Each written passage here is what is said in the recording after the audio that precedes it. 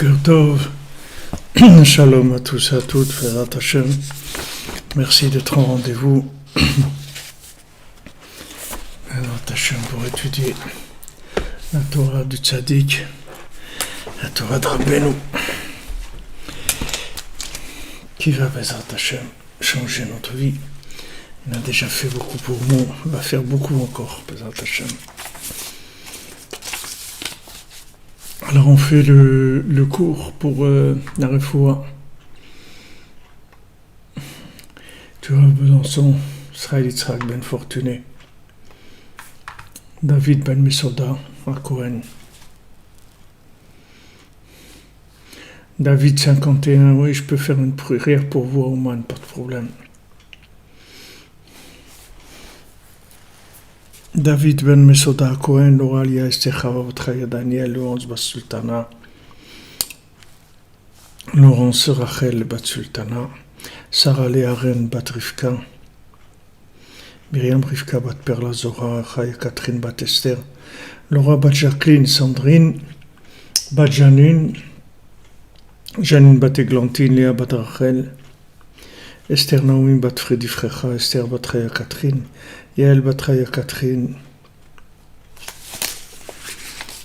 Micha Nechama Mirai Bat-Bachla, Rachel Chaya Colette, Reuven Ben Perla, le Zivouk pour Lionel Moshe Ben Perla Zohar, Myriam Rivka Bat-Perla Zohar, Sylvie Bat-Esther, la Tzlacha pour Yitzhak Ben Zora, Aïfoua pour Shirel Bat-Rachel, Irène Bat-Rachel, Léa Bat-Léa, Sani Amram Ben Corinne, Malka, Rebecca Bat-Esther Rachel, Rebecca Bat-Yvette, Lisa, Myriam, Chana, Moshe, Bnei Sarah, Mesouda, Ejder Bat-Fatma, Anna Bat-Aziza, Selam, Stéphane Aaron Ben Rivka, Yaakov Ben Hasiba, David Ben Léa, Latinoket Bat-Céline, Emma Léa, Lilou Nishmat, Myriam Mireille Bat-Louise Aziza, Yehuda Ben Sarah, Abu Daham, Tzion Ben Rosala, Joar Yvette Bat-Belara, Céline Emalea, Marie-Myriam Bat-Simcha Mordechai et Yitzhak Lotzki. Faut acheter main pour Pierre Gros Ben Daniel.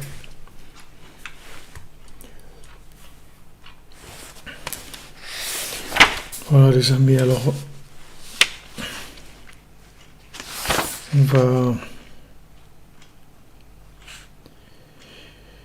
on va étudier dans Ilchot Pesach.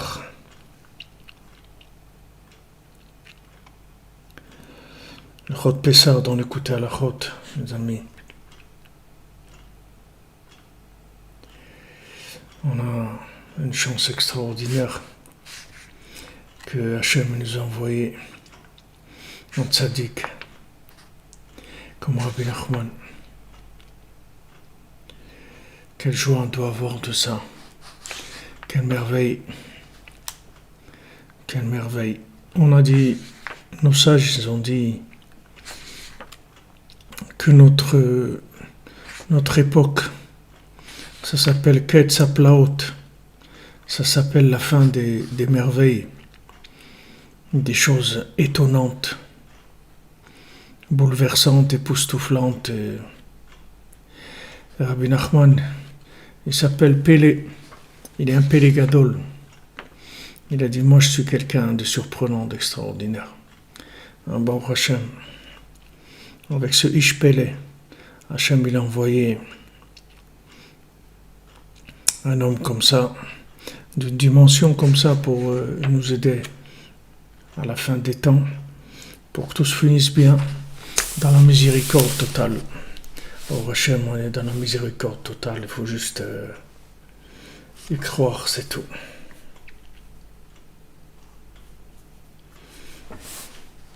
Vous êtes à 3. C'est Emmanuel Oyon. C'est bien, c'est beau. 3, Rachi. Il est enterré à 3. Merveilleux la connexion. Amen. Que Dieu vous bénisse à tous, les amis. Qu'Hachem bénisse son monde. Pour que tout soit pour le mieux pour tout le monde. Nicole de Mertreuil, Bézant Hachem, que vous soyez Matzliach. Et oui, si vous voyez que les gens ils sont de plus en plus fous, ça veut dire qu'ils commencent à être prêts pour prendre le médicament. Une fois ils ont demandé au Rav Besançon, chez Shio et Fouach Lema, ils lui ont demandé, ils lui ont dit pour qui il est venu le Rabbi Nachman. Le Baal Shem Tov, il est venu pour réveiller le monde. Il est venu pour renforcer les gens simples, pour leur montrer que même s'ils étaient simples, ils avaient une valeur extraordinaire auprès d'Hachem. Il est venu pour déchirer les méchants érudits et pour donner une valeur au peuple, pour montrer aux gens simples qu'ils étaient grands. Alors ils ont demandé au Rabbi Besançon, il a dit, mais Rabbi Nachman, il est venu pour qui alors? Il a dit, Rabbi Nachman est venu pour les fous. Donc, c'est pour ça que si vous dites que vous voyez que les gens ils sont de plus en plus fous, alors c'est bon, c'est-à-dire qu'on est dans la correspondance. On se trouve dans la correspondance pour prendre le train. On a tout qui correspond, Baruch Hashem. On a le médicament et qui est là pour ça. Donc Rabbeinu il est là pour soigner les fous, Baruch Hashem. Et de cette folie-là, ça va devenir qu'on va devenir des fous d'Hachem, des fous de la vérité, des fous de l'amour de la vie, des fous de la joie, des fous de l'espoir, des fous de la émouna. Voilà. Extraordinaire. Alors on va faire Bezat Hashem, on est dans Ilchot Pesach, Halakha Vav, ceux qui ont de l'écouter Halachot. Halakha Vav dans Ilchot Pesach, c'est page 288. Al-Pi Amar Shalou et Rabbi Yossi ben Kisma et Matai ben David Ba. Donc il y a une Torah dans l'Écoute Moran qui est la Torah 57, dans laquelle on a demandé dans la Gemara, dans Sanhedrin, le Talmud Sanhedrin, on a demandé à Rabbi Yossi ben Kisma et Matai ben David Ba, quand est-ce que Mashiach va venir? C'est une bonne question, non?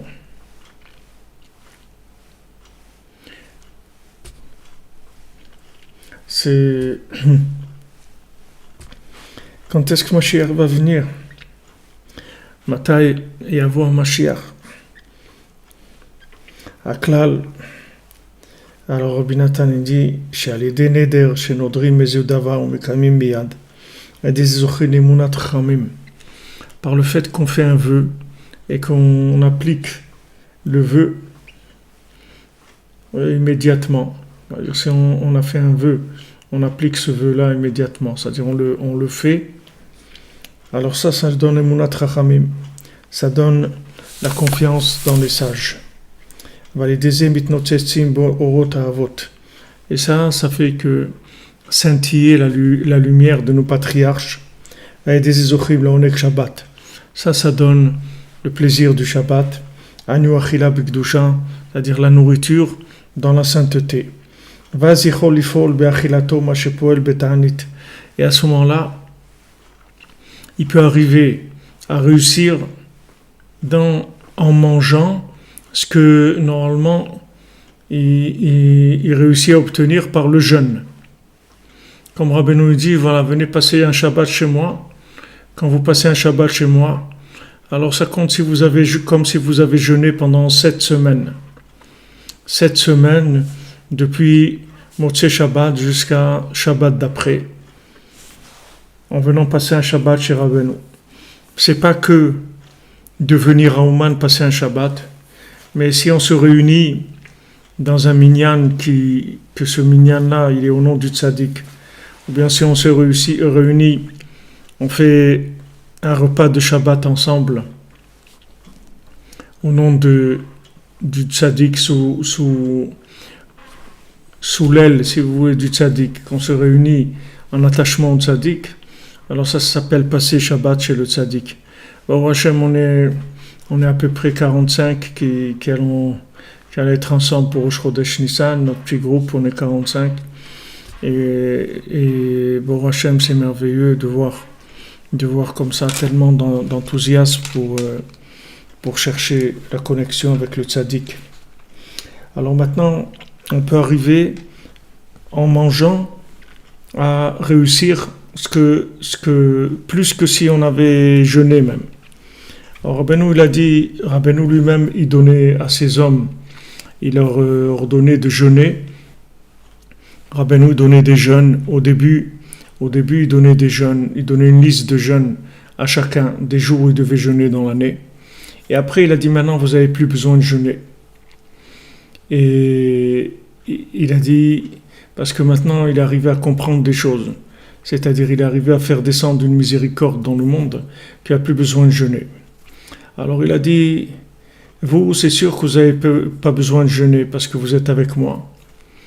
Mais même ceux qui ne sont pas attachés à moi, ce n'est pas la peine qu'ils jeûnent parce que ça ne leur servira plus à rien.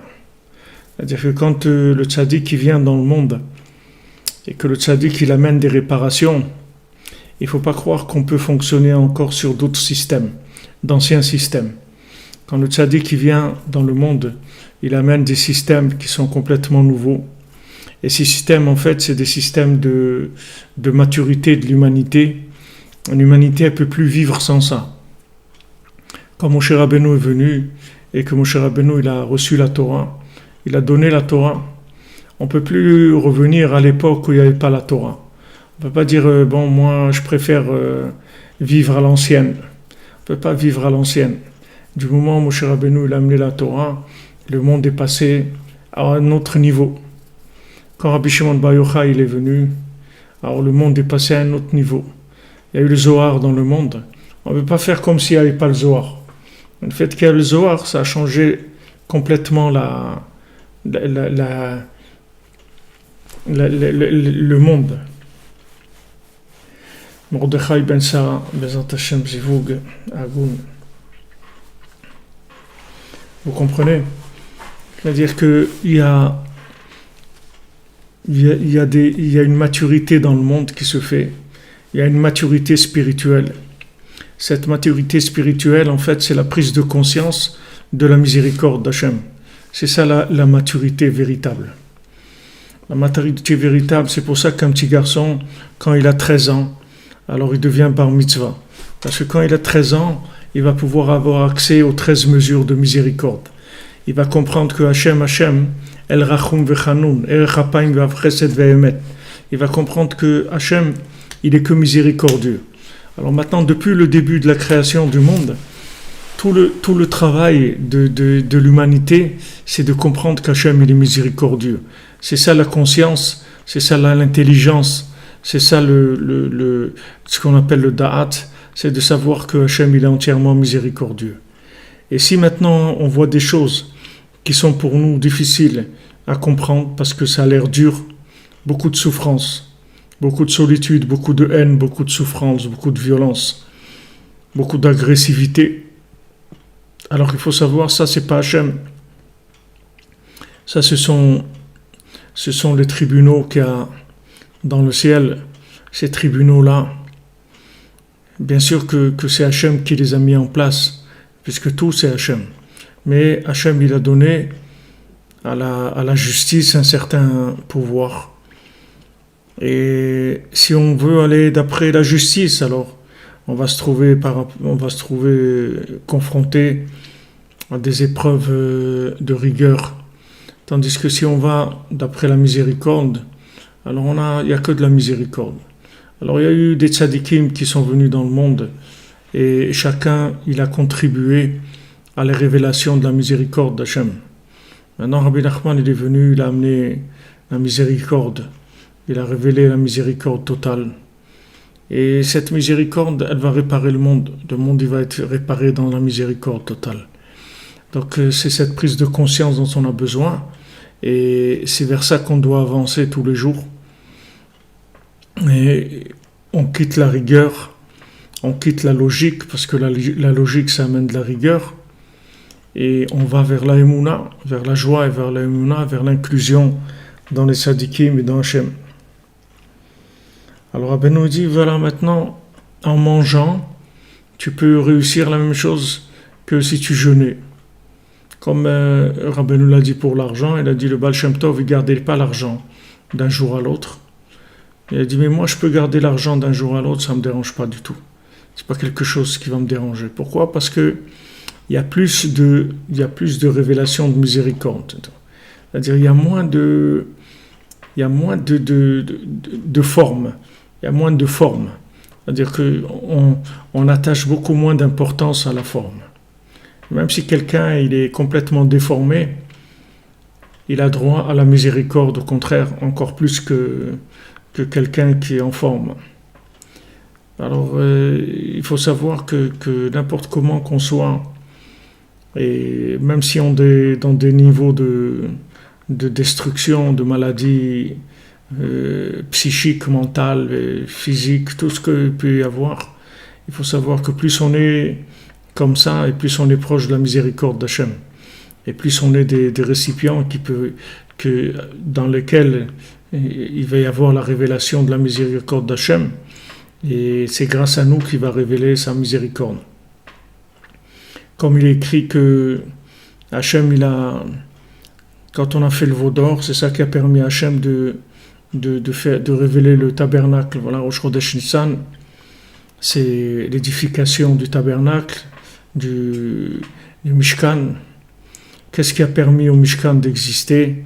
C'est la faute du veau d'or. S'il n'y avait pas eu le veau d'or, il n'y aurait pas eu le Mishkan. Donc voilà, ces fautes-là, elles ont permis de révéler Hachem plus. Alors d'après la logique humaine, les gens ne sont pas contents d'entendre ça. Ils disent, mais alors qu'est-ce qu'on fait alors si maintenant c'est grâce à nos fautes que Hachem révèle sa miséricorde, alors ça veut dire que Chas v'Shalom on doit fauter? Non, nous on ne doit pas fauter. On doit faire tout ce qu'on peut pour ne pas fauter.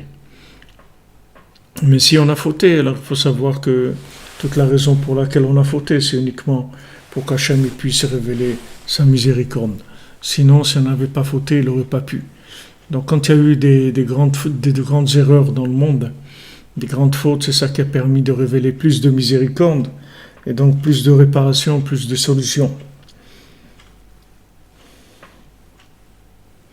C'est-à-dire que quelqu'un il peut arriver, la pile oivav, quelqu'un il peut arriver à se débarrasser de ses ennemis,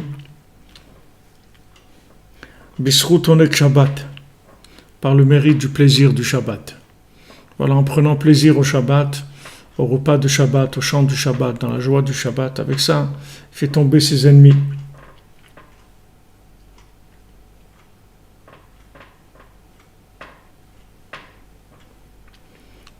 Uniquement par l'onek Shabbat, on fait tomber les ennemis. Comme chez Poel Betsom, la même chose que quelqu'un il va arriver à obtenir en jeûnant, il va l'obtenir par la joie. Parce que on sait que grâce au jeûne, quand on jeûne, alors ça fait tomber les ennemis.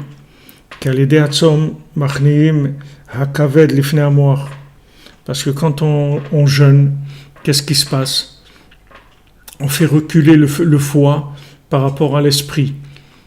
Puisque maintenant on est en train de jeûner.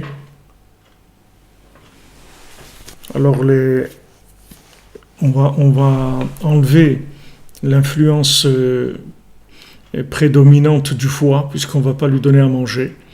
Donc le foie, il ne va pas prendre de force. Et l'esprit, il va dominer le foie. Venoten amem shalal amoach, il donne le pouvoir à l'esprit.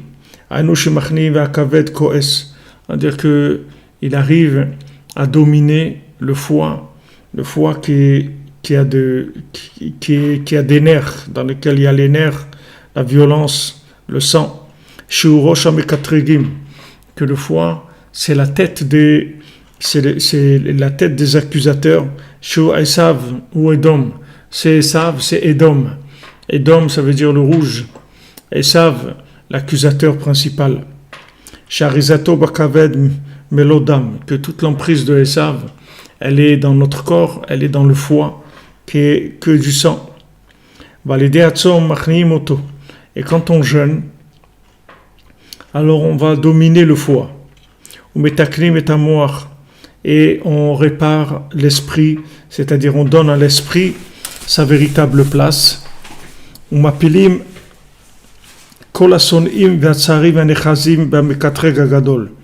on fait tomber tous les ennemis, tous les gens qui nous détestent, tous les gens qui nous font des problèmes, que eux, toute la force qu'ils ont de nous faire des problèmes, c'est parce que ils s'accrochent à Esav, que Esav c'est le Mekatreg Agadol, le grand accusateur.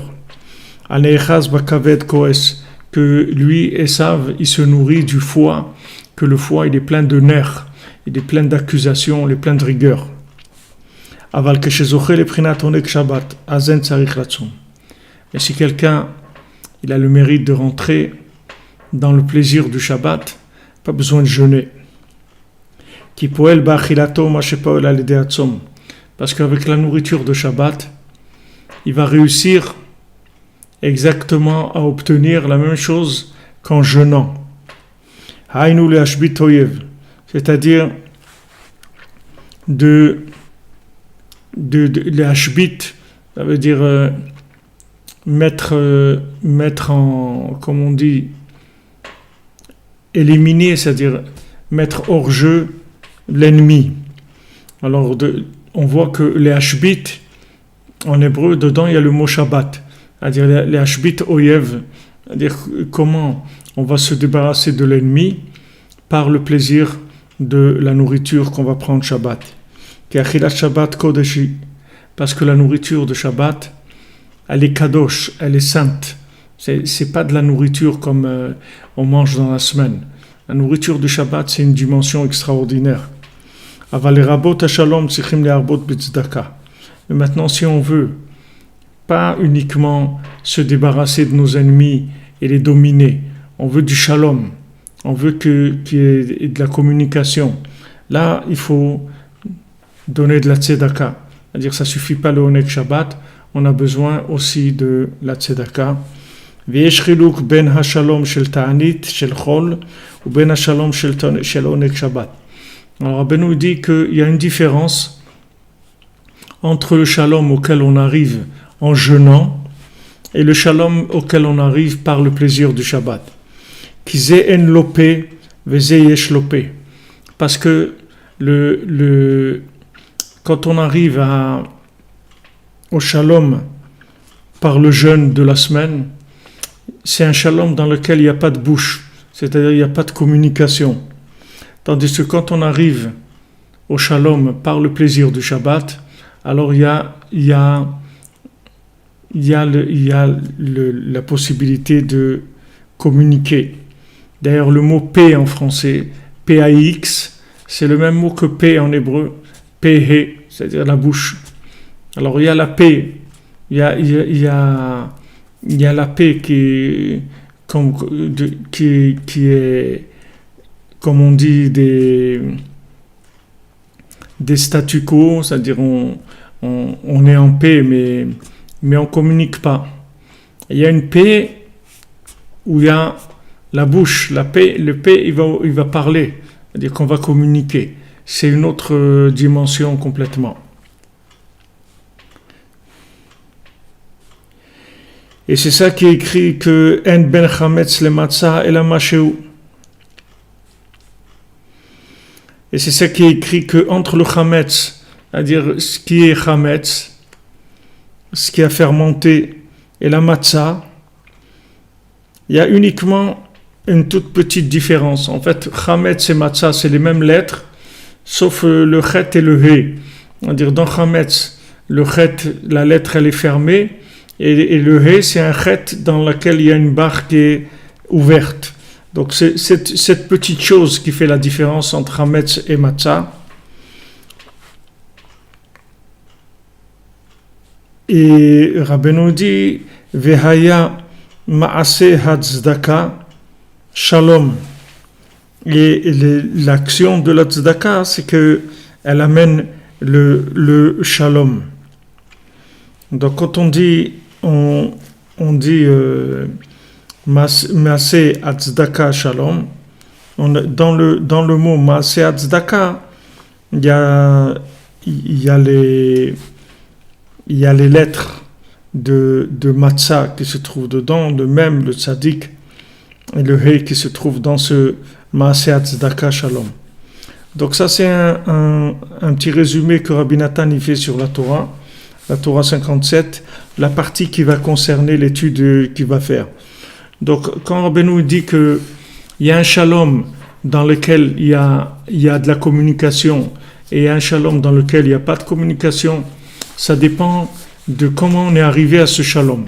Si maintenant on est arrivé au shalom par le jeûne, c'est-à-dire qu'on a été obligé d'être violent avec notre corps pour pouvoir arriver à libérer l'esprit, c'est-à-dire on a une âme et un corps, et quand le corps il prend trop de place, donc l'âme n'arrive pas à communiquer avec Dieu, l'âme elle n'arrive pas à recevoir le souffle divin. Donc il y a une solution qui est de jeûner. Quand on jeûne, on va affaiblir le corps, on va affaiblir Esav, on va affaiblir le foie, et à ce moment-là, l'âme elle va pouvoir se libérer. Mais le problème, c'est que même si on arrive à libérer l'âme du corps, le fait qu'on a utilisé la violence pour mettre le corps à un niveau plus faible, ça va donner qu'il n'y aura pas de communication. Il va y avoir juste la tranquillité, c'est tout. C'est-à-dire il va y avoir du shalom. C'est-à-dire il va y avoir de la tranquillité, c'est-à-dire qu'on ne sera plus agressé par le côté extérieur, par le côté négatif. Il va y avoir du shalom. Mais pour communiquer, c'est autre chose complètement. C'est-à-dire on a besoin d'un shalom qui vient du Oneg Shabbat. C'est-à-dire qu'une fois qu'on a pris conscience de la valeur du bien, de sa grandeur, la grandeur du bien, alors à ce moment-là, on va abandonner le mal, mais pas parce qu'on a cassé le mal. On ne l'a pas cassé, on ne lui a pas fait la guerre. Il a disparu parce qu'il n'avait plus de raison d'être, c'est tout. Il n'avait plus de raison d'être. Parce que, en fait, d'où le mal se nourrit, le mal il se nourrit de la rigueur.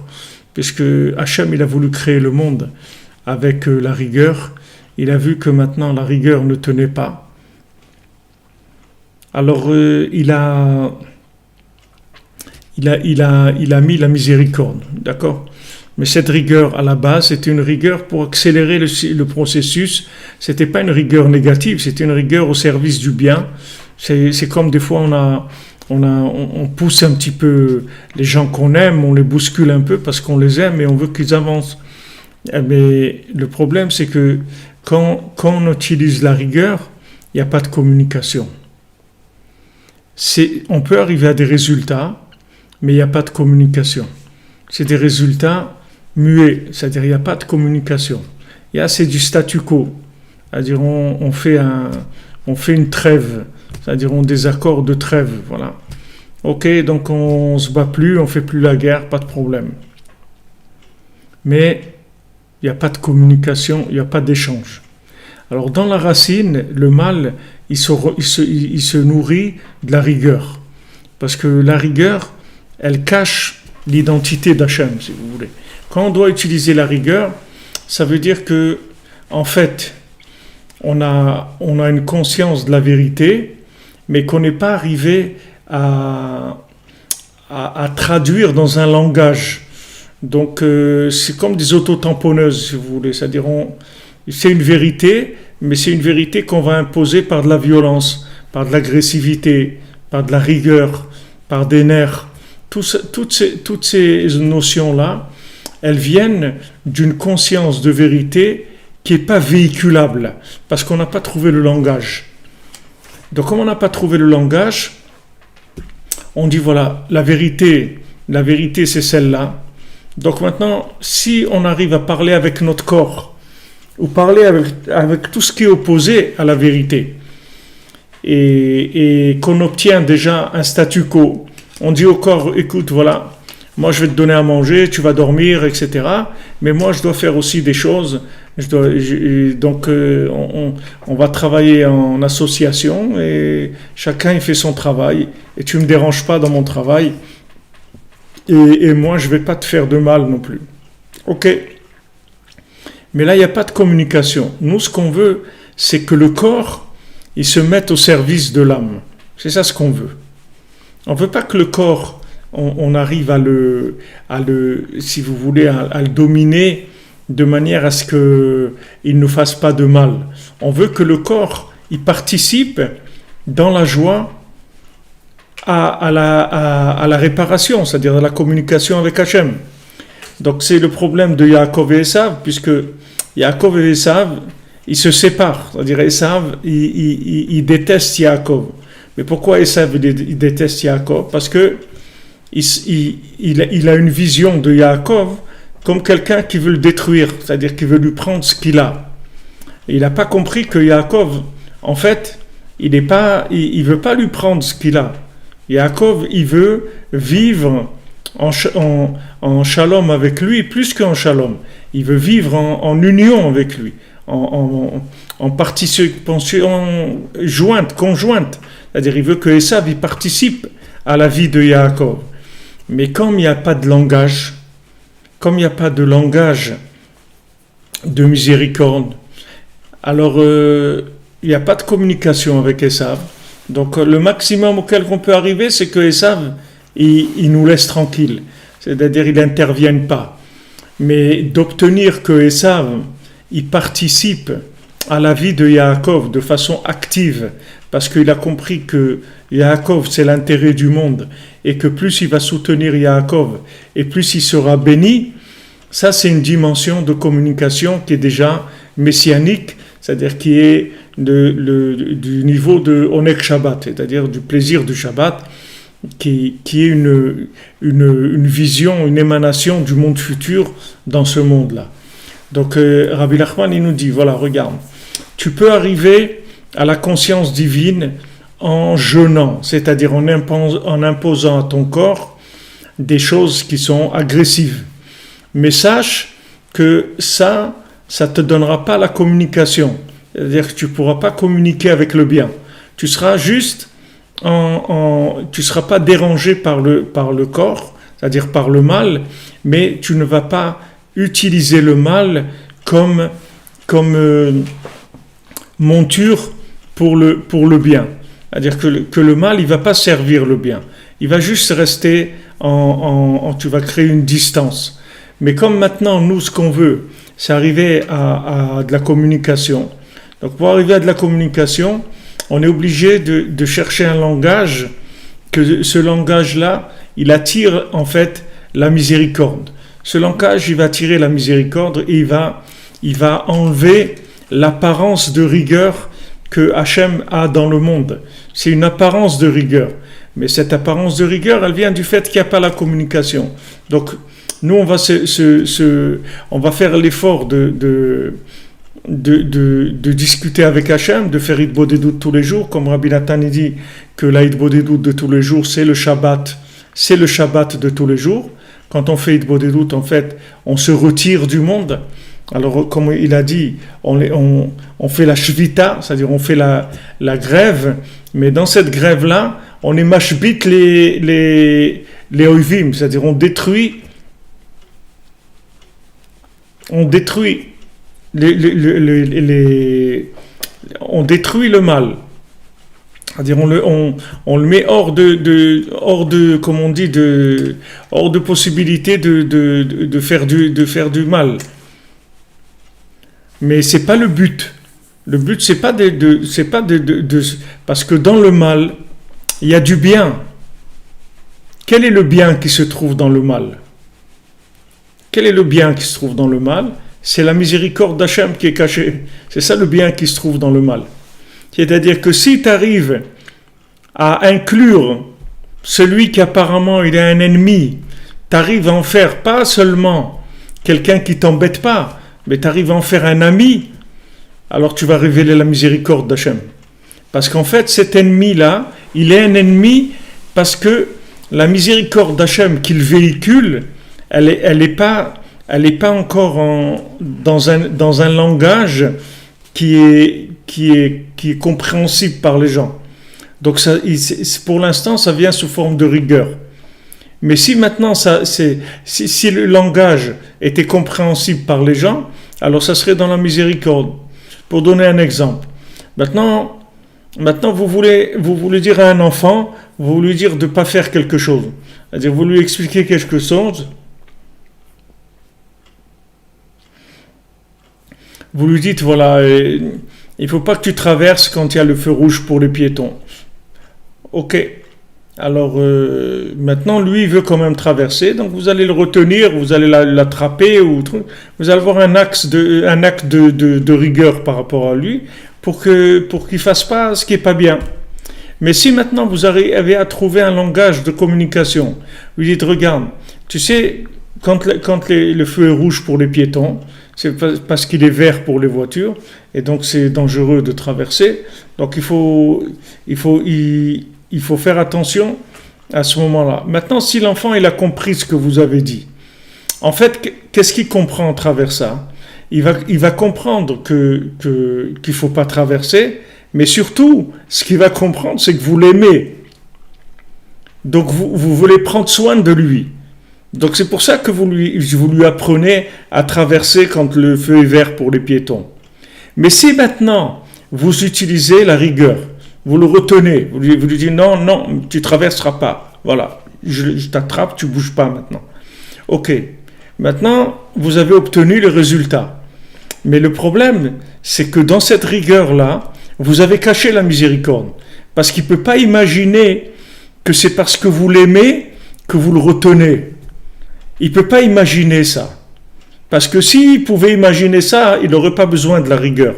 Donc maintenant, vous prenez des risques parce que vous êtes en train de faire un frère ennemi. C'est-à-dire vous allez l'éduquer, mais en l'éduquant, vous allez cacher l'amour que vous avez pour lui parce que vous l'avez éduqué avec de la rigueur. Donc il faut faire attention. Il faut faire très attention à la rigueur.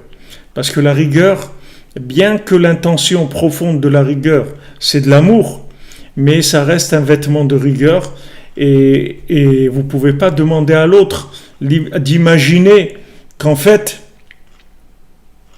l'autre il vous aime et c'est pour ça qu'il fait ça. Très très difficile d'imaginer ça. Donc maintenant, quand il y a quelqu'un qui est ennemi, en fait cet ennemi, il se nourrit de la stara, du fait de la miséricorde d'Hachem qui est cachée. Et si maintenant on ne fait pas un effort pour enlever cette haine-là et la transformer en communication, alors on va pas arriver à révéler la miséricorde. Donc on va rester sur un maximum, un statu quo, qu'on ne se fait pas de mal, c'est tout. C'est déjà bien, comme on dit, c'est pas mal déjà. C'est-à-dire de ne pas se faire de mal. C'est déjà quelque chose. Mais c'est pas avec ça qu'on va réparer le monde. Si on veut réparer le monde, il faut utiliser le négatif, le mettre au service du positif, de manière à ce que ce négatif, il enlève sa carapace de rigueur pour révéler la miséricorde qui était cachée en lui. Donc c'est comme ça que le monde fonctionne. Ouais, on doit être reconditionné. Ouais. Onek Shabbat, c'est-à-dire le plaisir du Shabbat. C'est-à-dire que maintenant, quand vous allez goûter le plaisir du Shabbat, c'est-à-dire le plaisir de la liberté des 39 travaux de ce monde, la liberté la liberté, c'est-à-dire vivre le bien, vivre avec le goût du monde futur, à ce moment-là, non seulement vous allez faire que vos ennemis ne seront plus des ennemis, mais ça va devenir des amis. C'est-à-dire qu'ils vont venir s'intégrer dans votre vie pour vous aider. Ils vont vous aider. Alors qu'avant, ils vous faisaient la guerre. Maintenant, ils vont vous aider. Et c'est à ça qu'on veut arriver. Parce que si on n'arrive pas à ça, il n'y a pas de réparation. Donc, c'est sûr que l'Aïdbodédout, c'est ça qui va amener la communication. Parce que l'Aïdbodédout, qu'est-ce que ça veut dire? Qu'est-ce que vous faites quand vous faites Aïdbodédout? Ça veut dire que vous reconnaissez qu'en fait, il y a un patron, il y a Hachem, et c'est lui qui décide tout ce qu'il y a sur terre, et vous n'allez pas perdre du temps avec des intermédiaires, vous allez vous adresser directement au patron. Et toutes les requêtes que vous avez, vous allez les faire en direct avec Hachem. Donc quand vous faites ça, vous allez annuler tous les vêtements de rigueur qui peuvent venir pour vous communiquer des messages. Parce que maintenant, si vous n'avez pas affaire à Hachem en direct, vous allez passer par des intermédiaires. Ces intermédiaires-là, ils vont utiliser la rigueur, puisque ces intermédiaires-là, ils n'existent que parce que vous n'avez pas conscience que c'est Hachem qui donne tout. Parce que si vous étiez conscient que c'est Hachem qui donne tout, vous n'adresserez pas des intermédiaires. Si vous savez que le patron c'est votre papa, vous n'allez pas vous adresser aux autres, vous allez vous adresser à votre papa directement. Vous dites, papa, j'ai besoin de ça, c'est tout. Vous n'allez pas commencer à aller faire un dossier chez un des dirigeants du bureau de ça. Vous allez voir un fonctionnaire, vous lui dire, voilà, j'aimerais déposer une demande pour ça. Est-ce que vous pensez que je vais obtenir, etc. Alors il dit, bon, on va voir, on va étudier votre dossier, etc. Si, vous n'avez pas besoin de rentrer là-dedans. Si vous savez que le patron, c'est votre père, vous lui parlez directement, c'est tout. Alors la hitbo des doutes, si vous voulez, elle est là pour enlever tous ces intermédiaires-là.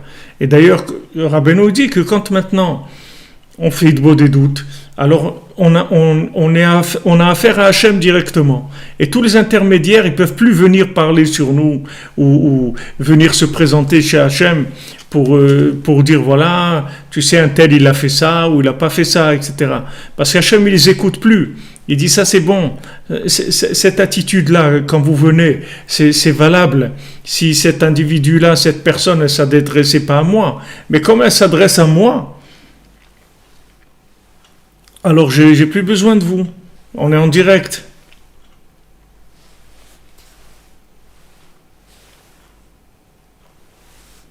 Non, si vous faites David Atia, si vous faites Hitbo des doutes en France, vous êtes en direct avec Hachem, pas avec l'ange de Tzorvat. Il n'y a pas d'ange, il n'y a pas du tout d'ange. Il n'y a pas d'intermédiaire. Quand vous parlez avec Hachem, c'est en direct. Vous pouvez lui écrire aussi, vous pouvez écrire la Hitbo des doutes. Il y a des gens qui écrivent la Hitbo des doutes. Vous pouvez l'écrire aussi. Il n'y a aucun problème. Vous pouvez écrire votre Hitbo des doutes. Mais vous n'avez pas d'intermédiaire. Vous brûlez tous les intermédiaires, vous les éliminez. Quand vous éliminez les intermédiaires, en fait, vous prenez conscience que ces intermédiaires-là, ils ont été mis en place par votre papa pour pas vous brusquer. C'est tout. Pour pas vous brusquer, c'est-à-dire pour pas venir vous agresser directement. Il a mis ces intermédiaires qui sont rigoureux, mais dans une certaine mesure. C'est-à-dire, c'est une rigueur qui est mesurée par rapport à ce que vous pouvez supporter. Mais le but, c'est d'enlever tous ces intermédiaires-là pour reconnaître que Béhémet, il n'y a que Hachem, c'est tout. Et que Hachem, il est que miséricordieux, c'est tout. Quand on va arriver à cette conscience-là, on va arriver au shalom dans le monde et à la communication totale. C'est-à-dire, tous les gens, ils vont se rendre compte qu'ils n'ont pas besoin du tout de se faire la guerre, parce que tous veulent la même chose et tous ont besoin les uns des autres. Chacun il a besoin de l'autre et tout le monde veut la même chose. Donc une fois que les gens ils vont comprendre ça, il n'y aura plus de problème. Alors quand on cherche, si vous voulez, le Oneg Shabbat, c'est-à-dire qu'on cherche le côté de la vérité, le côté de la vérité qui est avec de l'amour, pas avec de la rigueur, en fait, on élimine tout ce qui cache Hachem, tout ce qui cache sa miséricorde, pour que Hachem soit obligé de révéler sa miséricorde, parce qu'il n'a pas le choix. Il n'a pas le choix, parce que du moment où on rentre dans Oneg Shabbat, Hachem il ne peut se révéler que de façon miséricordieuse, pas par la rigueur. Puisque dans Shabbat, il n'y a plus de travaux de ce monde. On n'utilise plus les outils de ce monde. Donc, qu'est-ce qui reste ? Shabbat Shalom, c'est-à-dire que c'est que de la communication avec Hachem, de la communication entre les individus, c'est la seule chose qui nous reste. Tout le reste, c'est éliminé. Donc comprenez bien ça, que en fait, toute rigueur par rapport à nous, c'est un masque de miséricorde. Donc il faut arriver à percer ce masque-là. Il faut percer ce masque pour atteindre la miséricorde qui est à l'intérieur. Donc dans la semaine, comme on n'arrive pas à percer ce masque, on va utiliser de la rigueur qui est le jeûne, mais qui va faire qu'on pourra juste se protéger si vous voulez, de la violence de cette rigueur-là, que cette rigueur ne nous fasse pas de mal. C'est la seule chose à laquelle on arrivera dans la semaine. Mais si on arrive au Oneg Shabbat, c'est-à-dire à s'inclure dans Hachem, à ce moment-là, cette rigueur-là, ce vêtement de rigueur, il va disparaître et la vraie nature d'Hachem, elle va se révéler, qui est entièrement miséricordieux.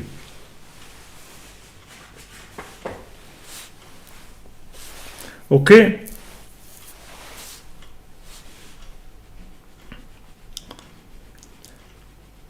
Monsieur David Attia, quand vous dites que maintenant, quand vous faites Hitbodedut, en fait, vous êtes dans Eretz Israël. Parce que vous voyez bien la halakha que quand on fait la prière, on doit s'orienter vers Eretz Israël. Parce que, en fait, la prière elle-même, elle n'a de sens que par rapport à Eretz Israël, puisque toutes les prières du monde, elles viennent au Kotel et c'est de là qu'elles montent. Donc c'est l'endroit même de là où la prière va s'élever. Mais la prière du monde entier, elles arrivent à cet endroit-là. Ça dépend du lien que vous avez avec l'endroit. Et le lien que vous avez avec l'endroit, c'est le fait que maintenant vous décidez de parler à Hachem, vous décidez dans votre émouna d'avoir que Hachem, c'est tout. Quand vous avez un problème, votre réflexe, si vous voulez, naturel, c'est d'en parler avec Hachem.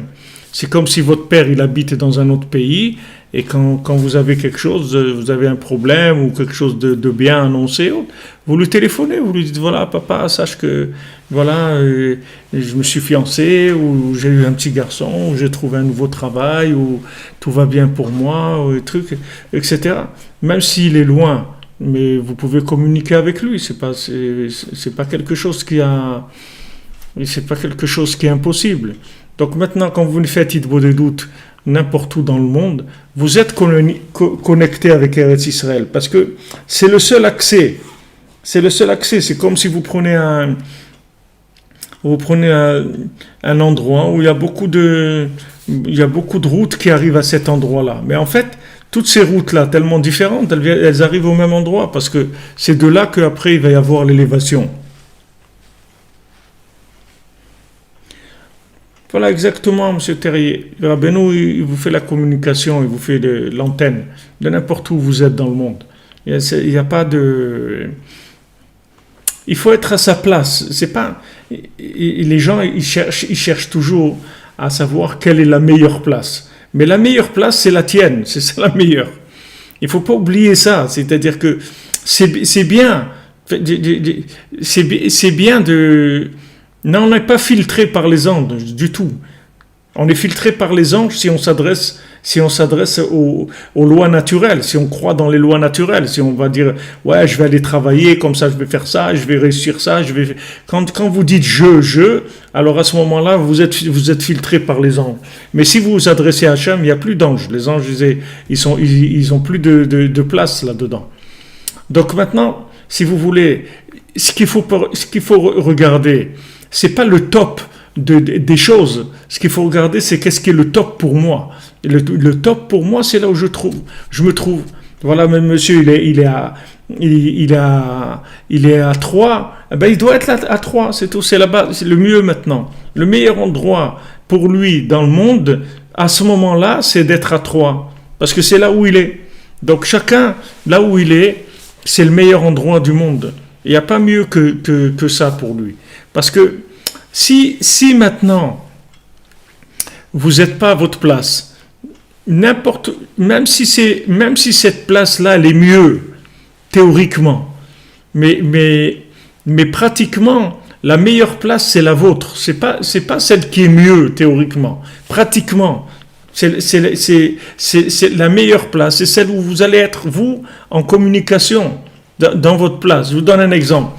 Une fois, j'étais à Johannesburg et j'ai rencontré là-bas des Israéliens qui étudiaient là-bas. J'étais dans une synagogue et le soir, je vois le Rav, il faisait le cours de Gemara, il faisait le Daf Yomi, il faisait un Perek de Mishnayot. Comme ça, ils m'ont dit tous les jours, ils étudiaient le Daf Yomi, un Perek de Mishnayot. Alors, en discutant, on m'a dit, regarde, nous, on vivait en Israël, on n'était pas religieux du tout. Quand on est venu ici en Afrique, on a fait tchouva. Et maintenant, voilà, au Vachem, on étudie tous les jours, on est là, on travaille, mais tous les soirs, on étudie, etc. Donc maintenant, si vous voulez, cette personne-là, elle vivait en Israël, mais seulement elle n'avait pas l'accès. Elle n'avait pas les codes d'accès. Les codes d'accès pour elle, ils étaient en Afrique. C'est ça sa place. Maintenant, de l'Afrique, après, il va évoluer. Il peut arriver en Israël. Éventuellement, si c'est maintenant, si elle est arrivée à toutes ces étapes-là, s'il a passé tous ces examens. Mais si vous voulez, le problème de l'intellect, c'est qu'on fait des choix qui n'ont rien à voir avec nous-mêmes. C'est vrai que c'est bien, mais ce qui compte, c'est ce qui est bien pour toi. C'est-à-dire que là où tu as tes accès à toi. Et ça, c'est différent pour chacun. Donc, sur ça même, Azot et Palel Kol Chassid, sur cette chose-là, Zot, c'est la Malchut, c'est-à-dire c'est mon point d'accès. C'est ça que je demande à Hachem. Je demande à Hachem d'être à ma place, c'est ça que je veux. Parce que ma place, ça veut dire que j'ai trouvé Hachem. Hachem, il s'appelle Makom. Hachem, il s'appelle l'endroit. Mekomo shel Olam. Hachem, il s'appelle l'endroit du monde. Quand tu as trouvé ton endroit, alors tu as trouvé Hachem. Hachem, c'est ton endroit. Donc sache qu'à l'endroit où tu es maintenant, c'est le meilleur pour toi. Donc tu pries là où tu te trouves. Tu te trouves en Afrique ou en France ou en Belgique ou en Suisse ou là où tu te trouves. C'est le top pour toi. Parce que c'est ton accès. Donc c'est le top. Ne regarde pas maintenant théoriquement qu'est-ce qui est le mieux. Qu'est-ce qui est le mieux? Le mieux, c'est relatif par rapport à où tu te trouves.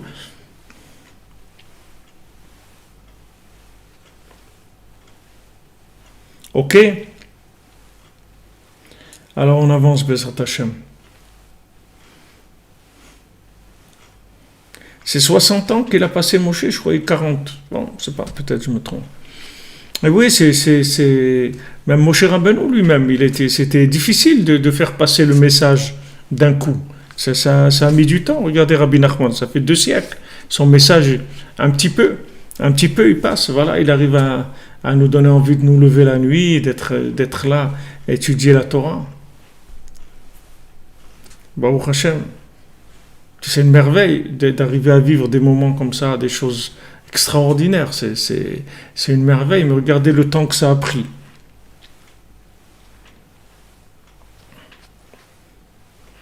Exactement, Monsieur Banque, vous avez raison. On est à l'endroit où on fait notre boulot, c'est tout. On a notre poste de travail. Vous pouvez avoir toutes les aspirations du monde, il n'y a aucun problème. Les aspirations, Valérie Amouyal, vous avez droit à toutes les aspirations que vous voulez. Le vouloir, il est libre, complètement. Mais il y a le vouloir et il y a le pouvoir, c'est tout. On peut vouloir, mais le pouvoir, c'est la réalité, c'est tout. Dans laquelle on se trouve aujourd'hui. Nous, c'est notre vouloir. Quelle est votre place? Votre place, elle est là où vous êtes aujourd'hui, c'est ça votre place.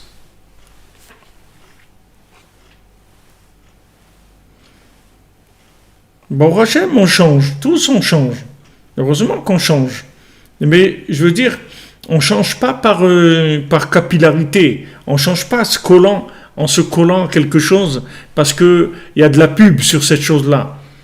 Que c'est une super truc, etc. On ne va pas se coller à ça. On va y arriver de l'endroit où on est maintenant. Et justement, comment on va y arriver? On va y arriver par la prière. On va y arriver par le Oneg Shabbat. On va y arriver par Oneg Shabbat. Quand vous y arrivez par vous Oneg Shabbat, c'est sûr que vous ne pouvez pas vous tromper. Vous n'allez pas vous tromper. Mais si vous utilisez la rigueur, vous pouvez vous tromper complètement. Vous pouvez choisir quelque chose qui n'est pas votre niveau. Ça peut être très bien pour vous, mais pas maintenant. Peut-être dans 6 mois, ou dans 3 mois, ou dans 1 an, ou dans 2 ans. Vous ne savez pas. En tout cas, tant que vous utilisez la rigueur, elle peut vous tromper complètement.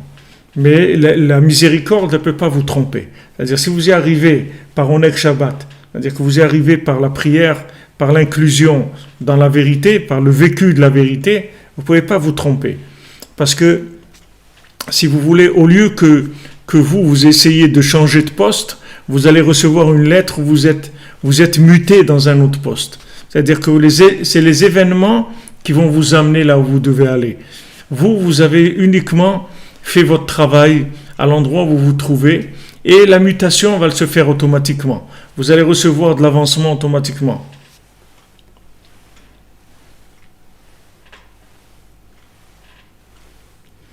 Comment on fait pour mériter le plaisir du Shabbat? Comment on fait pour mériter le plaisir du Shabbat? Alors on y pense tous les jours, comme nos sages nous disent, qu'on s'attache au Shabbat depuis le dimanche. S'il y a quelque chose de bien, une bonne nourriture, un beau vêtement, etc., on l'achète pour le Shabbat. On y est attaché, on pense à lui et on fait Idbo des doutes tous les jours, c'est-à-dire on se crée un petit Shabbat tous les jours. On sort de toutes les agressions de soi-disant la vérité virtuelle. On peut construire sa réalité ailleurs, vous avez tout à fait raison, mais si vous arrivez ailleurs et vous allez construire votre réalité, il faut arriver différemment, c'est-à-dire vous allez vous trouver ailleurs par votre réalité. C'est pas que vous allez maintenant aller vivre votre réalité ailleurs, c'est-à-dire construire votre réalité ailleurs. Il faut que votre réalité, elle vous amène ailleurs. Il faut que ça soit un accouchement, il ne faut pas que ça soit une césarienne, on connaît. Il faut que ça soit un accouchement. Il faut pas les provoquer. Il faut laisser les choses venir naturellement. Il ne faut pas les provoquer. Vous avez votre réalité, c'est là où vous vous trouvez aujourd'hui. Maintenant, vous voulez une autre réalité. Vous pensez que c'est une autre réalité dont vous avez besoin. It's up to you. Vous avez le droit. Priez, demandez à Hachem. Demandez à Hachem. Parce que ce qui est sûr, c'est là où vous vous trouvez aujourd'hui. Vous avez un équilibre, vous avez là, ça marche, ça tient. Même si c'est un peu comme ça, mais ça tient. Tandis que si vous vous déplacez, vous ne savez pas du tout ce que ça va devenir. Vous pouvez imaginer des choses, mais vous ne pouvez pas du tout savoir ce que ça va donner. Donc vous avez besoin d'être pris par la main, par l'Ashgacha d'Hachem, d'attirer sur vous la providence qui vous amène là où vous allez y arriver. Exactement, naturellement. Il faut que les choses, elles se fassent naturellement. Il faut que ça soit une évolution dans l'harmonie. Il faut pas agir avec des chocs. Il faut pas créer des chocs. Il faut pas créer des chocs. Mais c'est ouvert. Le ciel est ouvert. Demandez tout ce que vous voulez. Le ciel est ouvert. Il n'y a aucun problème. Demandez tout ce que vous voulez à Hachem. Hachem, il écoute toutes les prières. N'ayez pas honte, n'ayez pas peur, allez-y, vous pouvez demander tout ce que vous voulez. Sur ça, il n'y a aucun problème. Mais quand il s'agit de prendre des décisions, il faut que la chose, elle vienne vers vous. C'est tout. Laissez venir la chose vers vous. Et vous allez voir que dès que vous allez être prêt, la chose, elle va venir vers vous. La chose, elle va venir, on va même... Vous voyez, Yaakov Avinu, il devait aller en Égypte. Alors, s'il n'avait pas accepté, c'est écrit qu'il aurait été enchaîné. Avec des chaînes, on l'aurait enchaîné, on l'aurait amené en Égypte. Parce qu'à un moment, il fallait aller en Égypte. C'est tout. Alors, quand c'est venu vers lui, par toute l'histoire de Yosef, par l'histoire de Shimon et Binyamin et tout ce qu'il y a eu, c'était pour amener les 70 Nefashot, les 310 âmes de Yaakov en Égypte, pour faire le travail, comme disait M. Bank tout à l'heure, pour faire le travail de récupérer là-bas toutes les âmes qui se trouvaient depuis Adam Arishon en Égypte, et il fallait les faire sortir de là-bas. Donc maintenant, Imaginez est-ce que dans votre tête, vous pouvez imaginer ça? Vous savez pas ce que vous faites là où vous êtes. Vous pouvez pas du tout vous imaginer. Si vous voyez ce que vous étiez en train de faire, alors vous serez en train de danser de joie toute la journée. Merci mon Dieu que je fais des choses magnifiques, etc. Chaque bénédiction, chaque tzedaka que vous faites, chaque chose bien, chaque fois que vous faites une mitzvah, quelque chose de bien, à l'endroit où vous vous trouvez, vous faites des opérations spirituelles énormes.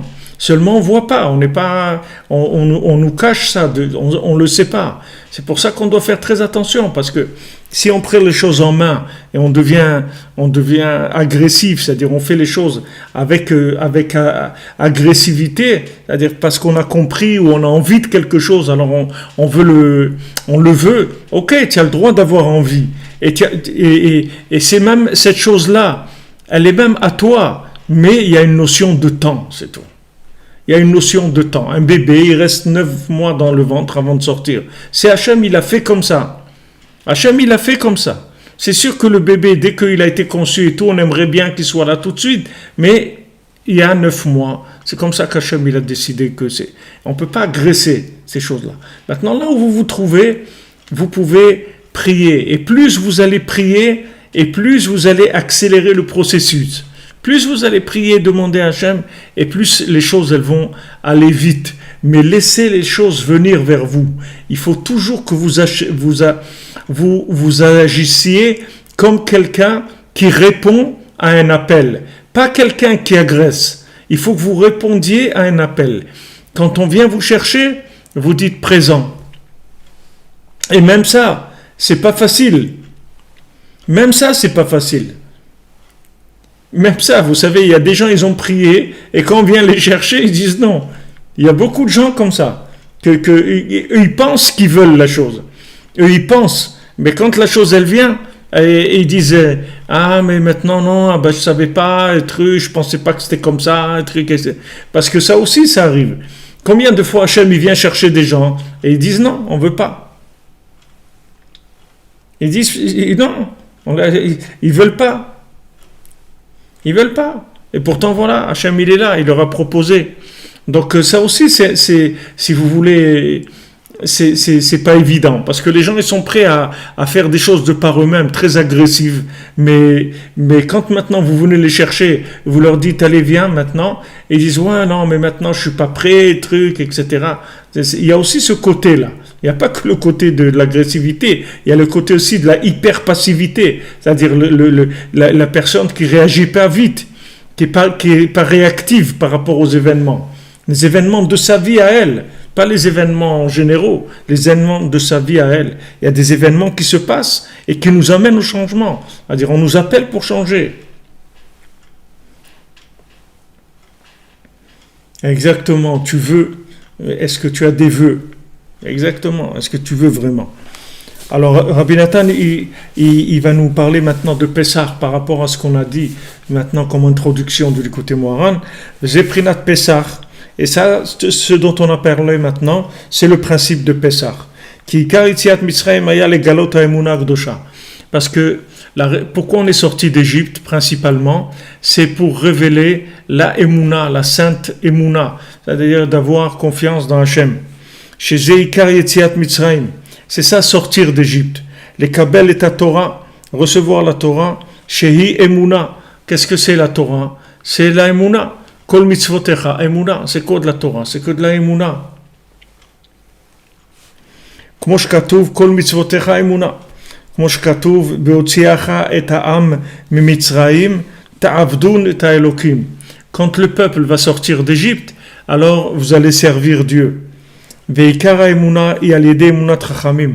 Maintenant, la Emouna, la foi véritable, elle vient quand on aborde la foi dans les sages, dans les tzadikim. Prinat veyaminu b'Hashem ou b'Moshe avdo. Ils ont eu la Emouna dans Hachem et dans Moshe, son serviteur. C'est-à-dire qu'il y a un vav qui lie, la lettre vav qui lie la Emouna dans Hachem et Moshe. Ve Moshe, c'est-à-dire que maintenant, Yaminu B'Hashem ou Ve Moshe Avdo, c'est-à-dire il y a aussi la Emouna dans Moshe, c'est-à-dire la Emouna dans Hachem elle est avec la Emouna dans Moshe. C'est pas, vous pouvez pas les séparer. On peut pas séparer Moshe Rabbeinu d'Hachem, on peut pas séparer Hachem de Moshe Rabbeinu. S'il y a pas Moshe Rabbeinu, il n'y a pas Hachem dans le monde. Hachem, il peut pas faire ce qu'il a à faire dans le monde. Hachem, il a attendu qu'il y ait Avraham Avinu pour décider s'il continuait l'existence de l'humanité ou pas. Et les toldot shamayim va'aretz behi baram, al tikre behi baram et la be'avraham. C'est-à-dire que voilà tous les éléments de la création de ce monde, quand ils ont été créés. Alors nos sages disent, ne lis pas que quand ils ont été créés, behi baram, mais lis Avraham. C'est-à-dire quand Avraham est venu, Hachem il a dit ok, maintenant on continue l'affaire. Mais s'il n'y avait pas Avraham Avinu, le monde serait disparu. Il aurait disparu parce qu'Hachem, il ne peut pas maintenir un monde s'il n'y a pas des individus sur terre qui correspondent à ce que lui il a voulu faire dans le monde. Maintenant le tzaddik c'est celui qui correspond le mieux à l'image d'Hachem, puisque le tzaddik qui correspond à ce qu'on appelle Adam Kadmon, c'est-à-dire à l'image de l'homme comme Hachem il l'a voulu. Donc du moment où il y a un homme comme ça sur terre, alors le monde se maintient. Donc il n'y a pas une possibilité d'avoir une émouna dans Hachem s'il n'y a pas la émouna dans le tzaddik aussi. Ki efshar le'amin b'Hashem ki im kishema'aminim b'Moshe Avdo. Voilà, Rabbi Nathan il dit donc beferouche, parce que ça n'est possible d'avoir la confiance dans Hachem, la foi dans Hachem, que si on a la foi dans Moshe Rabbeinu. Donc c'est clair, c'est-à-dire les mots de Rabbi Nathan, ils sont clairs, c'est pas de la déduction, ce sont des phrases qui sont claires. Sheu emunat chachamim. Et qu'est-ce que c'est Moshe Rabbeinu? Ça veut dire emunat chachamim, la foi dans les sages. Kilikdulato en cheker. Parce que maintenant, dans la grandeur d'Hachem, on ne peut pas comprendre la grandeur d'Hachem. Hachem, c'est l'infini. Comment on va comprendre?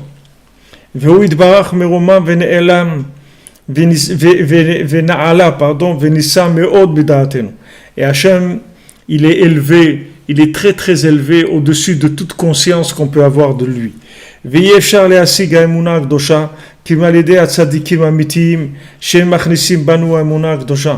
Et on ne peut arriver à atteindre la foi dans Hachem que grâce aux tzadikim véritables, que eux, ils font rentrer la émouna en nous. C'est-à-dire, qu'est-ce qu'il fait le tzadik? En fait, il distille, si vous voulez, il distille la émouna, il la met de façon qu'elle soit accessible, c'est-à-dire qu'elle rentre dans notre cœur par des doses qui nous sont assimilables, par un langage qu'on comprend, et petit à petit, on fait rentrer la émouna en nous. Mais on ne peut pas avoir la émouna dans Hachem comme ça, c'est-à-dire dans l'infini d'un coup. C'est impossible pour un être humain d'avoir la émouna dans Hachem comme ça directement. Il a besoin de passer par un traducteur. Ce traducteur-là, il s'appelle le tzaddik amiti, c'est-à-dire ce tzaddik qui traduit le message de l'infini en fini. C'est ça le travail du tzaddik. C'est qu'il fait une traduction de l'infini tout le temps. Tout le temps, il nous traduit qu'est-ce que Hachem il veut de nous. Qui c'est Hachem? Qui c'est Hachem? C'est quoi Hachem? C'est qui Hachem? Comment je vais arriver à m'approcher d'Hachem, à cette lumière infinie qui inclut tout? Comment je m'approche de ça? Alors le tzaddik, il nous dilue ces notions-là dans un langage qui nous est accessible. Et à ce moment-là, petit à petit, on avance dans la émouna.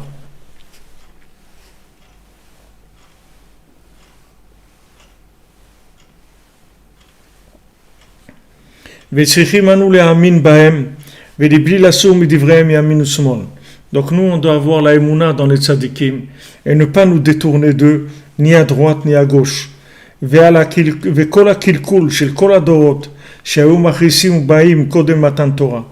Et tout ce qu'ils ont abîmé, tout ce qu'ils ont détruit, toutes ces générations-là qui ont fait des choses terribles dans le monde, qui mettaient Hachem en colère avant qu'il y ait la Torah, Shem Dora Maboul et Dora Flaga, qui sont la génération du déluge, la génération de la tour de Babel. Tout ça, c'était parce qu'ils n'ont pas eu confiance dans les sages. Comme c'est écrit dans Yov, et qu'ils qui ne penche pas vers les chemins des vignes. ופירש רש"י שכרמים הם הצדיקים שהיו נשבעים לבלי לפנות לדרכם של צדיקים אמיתיים העומדים ברומו של העולם. Et qu'est-ce qu'il explique Rashi? Que les vignes, en fait, ce sont les tzadikim. Que ce qu'ils faisaient les gens, ils juraient qu'ils iraient pas du tout vers le chemin des véritables tzadikim, que eux ils se tiennent dans le côté le plus élevé du monde. C'est-à-dire qu'il y avait une opposition aux tzadikim. Ne croyez pas que l'opposition aux tzadikim c'est venu que dans nos générations, ou de Rabbi Nachman, ou de David HaMelech, ou de Baal Shem Tov. Depuis la création du monde, il y avait un rejet de suivre les tzadikim. C'était quelque chose qui était en opposition. Les gens, ils voulaient pas ça. Ils voulaient pas suivre les tzadikim. Ils voulaient faire leur vie comme ils l'entendaient. Ils voulaient pas être en dépendance par rapport à des sages qui allaient leur apprendre, leur montrer le chemin. Ils voulaient faire leur vie tout seuls. Ils ne voulaient pas suivre les tzadikim. Et donc tout ce qu'il y a eu comme destruction dans le monde, tout le mal qu'il y a pu y avoir dans le monde, toute la rigueur qui est venue dans le monde, c'est parce que ils ont pas suivi les tzadikim, que les tzadikim, eux, ils représentent le Shabbat du monde, si vous voulez. Tout à l'heure, on parlait de Onek Shabbat. Le tzadik, il représente le Shabbat du monde. Et souvent, la Gemara, elle appelle les tzadikim, elle les appelle Shabbat. Parce qu'ils représentent le Shabbat du monde. Pourquoi? Parce que ce sont des gens libres, complètement. Ce ne sont pas des gens esclaves de la consommation. Ils sont libres. Ils n'ont rien à voir avec ce monde. Ils sont là uniquement pour élever le bien, mais ils n'ont pas un rapport avec le mal du tout. Donc ils sont eux-mêmes, ils représentent le Shabbat. Donc quand maintenant on s'attache aux tzadikim, en fait on s'attache à des êtres qui sont complètement libres et qui peuvent communiquer avec l'au-delà, puisqu'ils sont entièrement libres de la matière.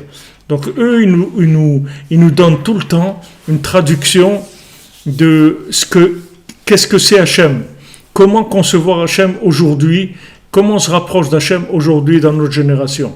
Eux, ils nous donnent les moyens, si vous voulez, parce qu'ils ont le langage adapté à ce que nous, on peut comprendre. Ils n'ont pas un langage qui dépasse complètement l'individu. Ce n'est pas un langage qui dépasse l'individu, c'est un langage adapté à chacun, à chacune. Avec ça, on fait rentrer la Emouna dans le cœur. Donc toutes les destructions qu'il y a eu dans le monde, c'est parce que les gens ils n'ont pas voulu suivre les tzadikim, c'est tout. Donc il y a si vous voulez, naturellement une opposition à suivre les tzadikim, que les gens ils n'ont pas envie de suivre les tzadikim, ils ont envie d'exister par leur propre compréhension, par leur propre décision. Ils veulent, comme des gens ils disent, ouais, mais tu es toujours en train de demander un rave et tout, tu peux pas être quelqu'un, non? Qu'est-ce que tu dirais, va être quelqu'un? Si quelqu'un il voit qu'il est à moitié fou, comment il va commencer à se suivre sa tête? Il va se détruire complètement. Donc il préfère suivre quelqu'un de normal qui lui dit quoi faire. Quand le tzaddik te dit quoi faire, il te boit des doutes, et tikkun klali, et ouman, et chatzot, et rosh Hashanah, tout ce que le tzaddik dit de faire, il faut le faire. Il faut le faire parce que le tzaddik, avec ces outils-là, il nous amène tous les éléments dont on a besoin pour rentrer la croyance d'Hachem dans notre cœur. C'est ça les conseils du tzaddik. Les conseils du tzaddik, c'est pour nous amener à quoi? C'est nous amener à la conscience divine. C'est là où il veut les amener. Mais pour ça, il faut avoir une méthode. Il faut des outils. Donc le tzaddik, il donne ses outils et il faut les prendre comme quelque chose d'absolu. Les outils que le tzaddik il donne. C'est pas, ouais, c'est pas mal, Rabbi Nachman il dit des trucs qui sont pas mal, hein, quand même, ça veut dire que ce sont des choses qui sont pas mal. C'est pas des choses qui sont pas mal. Il y a que ça, c'est tout, il y a pas autre chose. Si tu fais pas ça, tu vas vivre dans l'imagination, c'est tout. Tu vas pas vivre dans la réalité, tu vas pas être connecté avec Dieu. C'est tout ce qu'il te dit de faire Rabbi Nachman. C'est uniquement il te fournit les moyens d'arriver à prendre conscience qu'Hachem il est avec toi, qu'Hachem il est à côté de toi tout le temps. Tu peux lui parler, tu vis avec lui, tu ressens des choses, tu vois sa présence tout le temps. Dirshu Hashem veuzo bakeshu panav tamid. Chercher Hashem et sa gloire et bakeshu panav tamid, chercher tout le temps son visage. Qu'est-ce qu'il dit le Zohar? Tzadikaya an peshrinta, les tzadikim c'est le visage de la Shrina. Les tzadikim c'est le visage d'Hachem. C'est-à-dire que c'est l'apparence d'Hachem dans un être humain. Donc il peut énormément t'aider, puisqu'il représente l'infini dans un individu. Donc c'est quelque chose d'extraordinaire. C'est un chidouche extraordinaire, c'est une merveille. Donc lui il peut te parler d'Hachem. Et tu vas comprendre de quoi il parle. Lui, tu vas comprendre de quoi il te parle. Mais si tu vas maintenant, d'après ce que tu comprends, toi, tu as un cerveau qui est limité, même si tu es très intelligent. Mais ça reste un cerveau d'un être humain qui est un consommateur. Le tzaddik, il prend rien de ce monde. Même pas un cheveu, le tzaddik, il prend de ce monde. Il prend rien du tout de ce monde. Il n'a rien à voir avec ce monde. Et il ne consomme pas du tout. Il n'est pas du tout dans l'addiction de quoi que ce soit, ni dans la consommation de quoi que ce soit.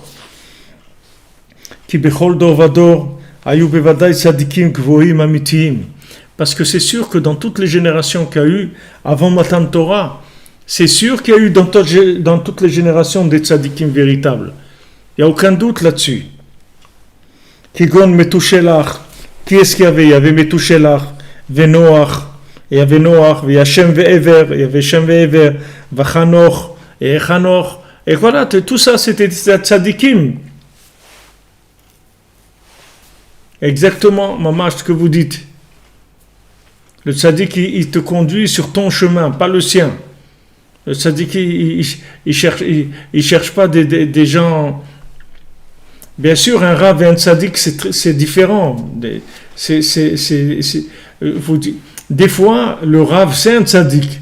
Et des fois, le tzaddik, c'est un rav. Rabbi Nachman, c'est un tzaddik et c'est un rav aussi. Mais c'est pas quelqu'un, il peut être un rav et il n'est pas un tzaddik. Mais un tzaddik, c'est sûr qu'il est un rav aussi. Mais un rav, c'est pas sûr du tout qu'il soit un tzaddik. Il peut être un rav, mais c'est pas un tzaddik. Il peut savoir beaucoup de choses, il peut avoir beaucoup d'expérience ou des choses. Mais un tzaddik, c'est autre chose. Un tzaddik, c'est de la connexion à l'infini, ça n'a rien à voir. Alors, il y avait des gens comme Metushelach, Noach, Shem Ve'ever, Chanoch, tous ces gens-là. Vim hayum aminim bahem.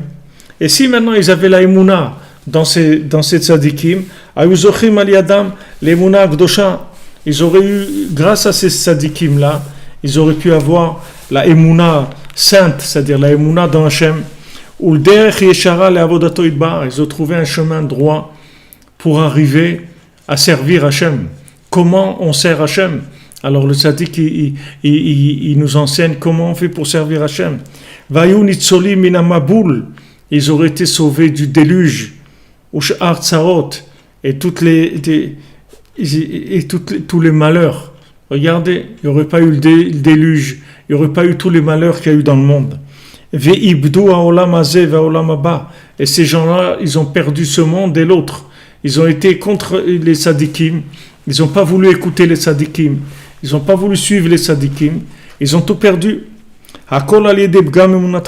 Tout, c'est parce qu'ils n'avaient pas confiance dans ces tzadikim-là. C'est la même chose qui se reproduit dans chaque génération, les amis. Dans chaque génération, sachez que l'erreur humaine, c'est toujours la même. On revient toujours sur les mêmes choses. On fait toujours les mêmes bêtises. Ikara tikva, c'est la même chose dans toute génération, que la délivrance principale, c'est-à-dire l'espoir principal, l'izkot le tachlit anitzri, de pouvoir atteindre le but éternel, les chaye ad, pour une vie éternelle, ou alidé munat chachamim amitim, c'est d'avoir la foi dans les véritables chachamim, dans des chachamim qui sont des vrais connectés, c'est-à-dire des hommes qui sont entièrement purs, qui sont entièrement dans l'attachement à Hachem, qui n'ont rien à voir avec ce monde. Asher zachou litgaber al yitzram, ils ont eu la force de dominer les tendances à la consommation, vekafut avatam, et ils ont complètement dominé tout leur plaisir, ve'afru pnehem me'evle olamazeh, et ils ont détourné leur visage, détourné leur visage des bêtises de ce monde. Ils n'ont pas cherché les bêtises de ce monde. Comme quand Rabbeinu s'est marié, Rabbi Nachman il s'est marié, il avait 13 ans. Et il y avait donc Rabbi Shimon qui est devenu son shamash, le shamash de Rabbi Nachman, c'est-à-dire celui qui le servait, etc., qui était avec lui. Alors il était à son mariage, il était là. Alors Rabbi Nachman, il parlait avec les jeunes pour savoir un peu ce qu'ils avaient dans la tête. Alors il a parlé avec Rabbi Shimon, sur Rabbi Shimon, et Rabbeinu il a essayé de lui parler un peu s'il était intéressé par les bêtises, tout ça. Il parlait avec lui, alors Rabbi Shimon il a dit, il faut pas me parler de ces choses-là, moi ça m'intéresse pas, moi je veux servir Hachem, c'est tout. Toutes ces bêtises-là, elles m'intéressent pas. Alors Rabbi Nachman il lui a dit, si c'est comme ça, alors sûrement on va faire du chemin ensemble, on va se connaître. Et c'est comme ça qu'après il est devenu le shamash de Rabbeinu. Mais Rabbeinu, à 13 ans, déjà, il parlait avec les gens, il essayait de voir où ils avaient la tête, c'est-à-dire qu'est-ce qu'ils cherchaient. Alors maintenant, tous les tzadikim, ce sont des gens qui ont détourné leur visage complètement de ce monde. Ce monde, ça ne les intéresse pas. Ils ne sont pas intéressés par les plaisirs, par la consommation, pas ça qui les intéresse. Ou bacharu bechaim amitiyim, ils ont choisi la vie véritable. Et ils sont fatigués, ils ont fait des efforts, des gros efforts. Ils ont servi Hachem dans des grands travaux, uniquement pour l'honneur de son nom, jusqu'à qu'ils sont arrivés à mériter ce qu'ils ont mérité, c'est-à-dire ils ont gagné des endroits, ils sont arrivés à des endroits extraordinaires. Alors ils ont été massig et le couteau, c'est-à-dire ils ont pu comprendre l'infini, ils ont pu comprendre Hachem. Ils se sont tellement raffinés, tellement annulés, tellement purifiés qu'ils ont pu comprendre l'infini dans ce monde même.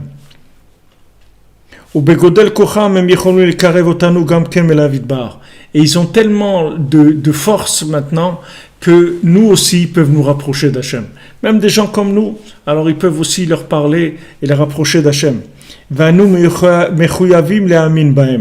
Et nous, on a l'obligation d'avoir confiance en eux. Comme c'est écrit, ne te détourne pas de ce qu'ils vont te dire. Ils vont te dire de faire des choses. Ne te détourne pas de ce qu'ils vont te dire.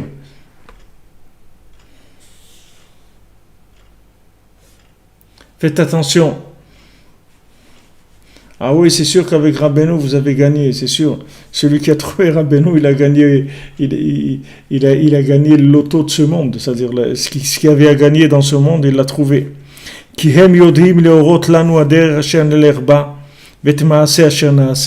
Parce que ces tzadikim-là, ils savent nous montrer le chemin à emprunter dans ce monde.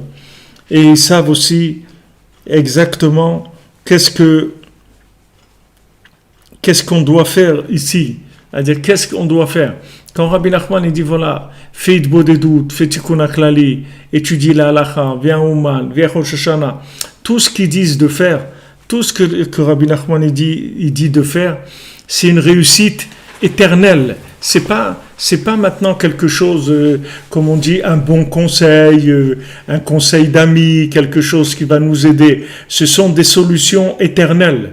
Rabbi Nachman il dit, chaque chose que je dis, c'est pas uniquement pour maintenant, c'est pour maintenant, pour la tombe, pour après la tombe, pour la résurrection des morts, pour l'éternité. Chaque chose que Rabbi Nachman il dit, c'est pour l'éternité, c'est pas quelque chose, une combine momentanée. C'est pour l'éternité, ce sont des choses qui vont nous amener à une réussite éternelle. Donc quelqu'un qui fait It Bodedut tous les jours, c'est une réussite éternelle. Quelqu'un qui fait Tikkun HaKlali tous les jours, c'est une réussite éternelle. Quelqu'un qui vient au Man, c'est une réussite éternelle. Tous les conseils de ceux qui se lèvent à Chatzot, c'est une réussite éternelle.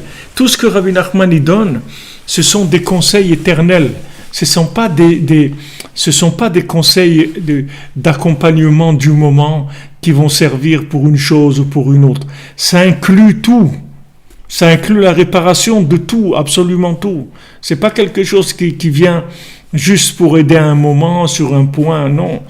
Rabbeinu dit, c'est une klaliut gdola, c'est-à-dire ce que Rabbeinu dit, c'est une très grande force d'inclusion et de réparation d'absolument tout. Donc, il faut prendre conscience de ce que ça représente le tzaddik. C'est-à-dire qu'à notre niveau, chacun, bien sûr, on est malheureusement dans la génération, on est avec les cœurs qu'on a, les têtes qu'on a, dans l'état où on est. Mais Baruch Hashem, les tzaddik qui nous tirent, ils nous aident, il vient vers nous, nous facilite au maximum la tâche, il le rend le plus facile possible. Rabbi Nachman dit, il faut faciliter le chemin du retour aux gens. Il ne faut pas leur imposer des choses, il faut leur faciliter. Il y a des gens, quand vous voulez revenir, vous mettez des paquets énormes qui vous rendent la chose difficile. Rabbi Nachman dit, il faut faciliter le chemin aux gens.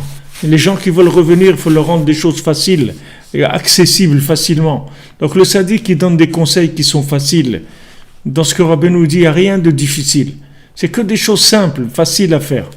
Il n'y a rien de difficile, il n'y a pas besoin d'être un génie, on peut être un cordonnier là où on est, aussi dans l'état où on est, c'est les conseils de Rabbi Nachman, ce sont des conseils qui sont faciles. Donc eux, ils nous montrent le chemin et ils nous disent quoi faire aussi. Ils nous disent quoi faire, voilà, fais ça, et fais ça, et fais ça. Et quelqu'un qui écoute, il va arriver à des choses extraordinaires. Parce que Bamash, c'est des conseils qui sont vus à un niveau de connexion énorme. C'est-à-dire le tzaddik, il a une vision en même temps humaine de ce qui se passe dans le monde. Il sait exactement ce qui se passe dans le monde, mais il sait ce qui se passe en haut. Comme c'est écrit Mordechai, Mordechai, il savait exactement ce qui se passait. Eux, les gens, ils disaient, ouais, on va aller au repas d'Achashverosh parce qu'on n'a pas le choix, quand même. C'est lui, c'est le roi, il est roi sur 127 pays, donc on peut pas jouer avec lui, comment lui dire, non, on n'a pas envie d'accepter l'invitation, etc. Mordechai, il a dit, n'allez pas.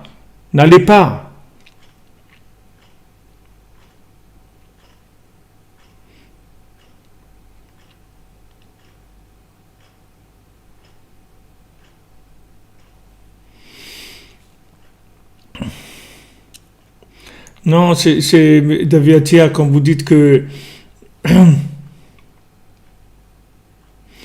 quand vous dites que on peut pas, que il faut choisir soit la vie spirituelle, soit matérielle, pas du tout. C'est-à-dire il faut les deux. On a besoin des deux. On a besoin de la matière et du spirituel. On a besoin des deux. On ne peut pas aller... Parce que si vous rentrez que dans la spiritualité, vous allez tomber dans l'imaginaire total. Vous allez commencer à avoir des papillons dans la tête. Vous allez commencer à imaginer plein de trucs, etc. Il faut avoir les pieds par terre aussi. C'est-à-dire, c'est pas... Tout le lien de Rabbi Nachman, c'est cet équilibre extraordinaire. C'est-à-dire qu'il donne des conseils qui ne vous déséquilibrent pas. En même temps, vous travaillez, vous êtes un père de famille, vous êtes un ami, quelqu'un de serviable et tout, et en même temps, vous avez Chatzot et Bodhidout où vous connectez à des niveaux énormes. Vous avez les deux en même temps en vous, vous vivez avec les deux. Mais ce n'est pas du tout un problème.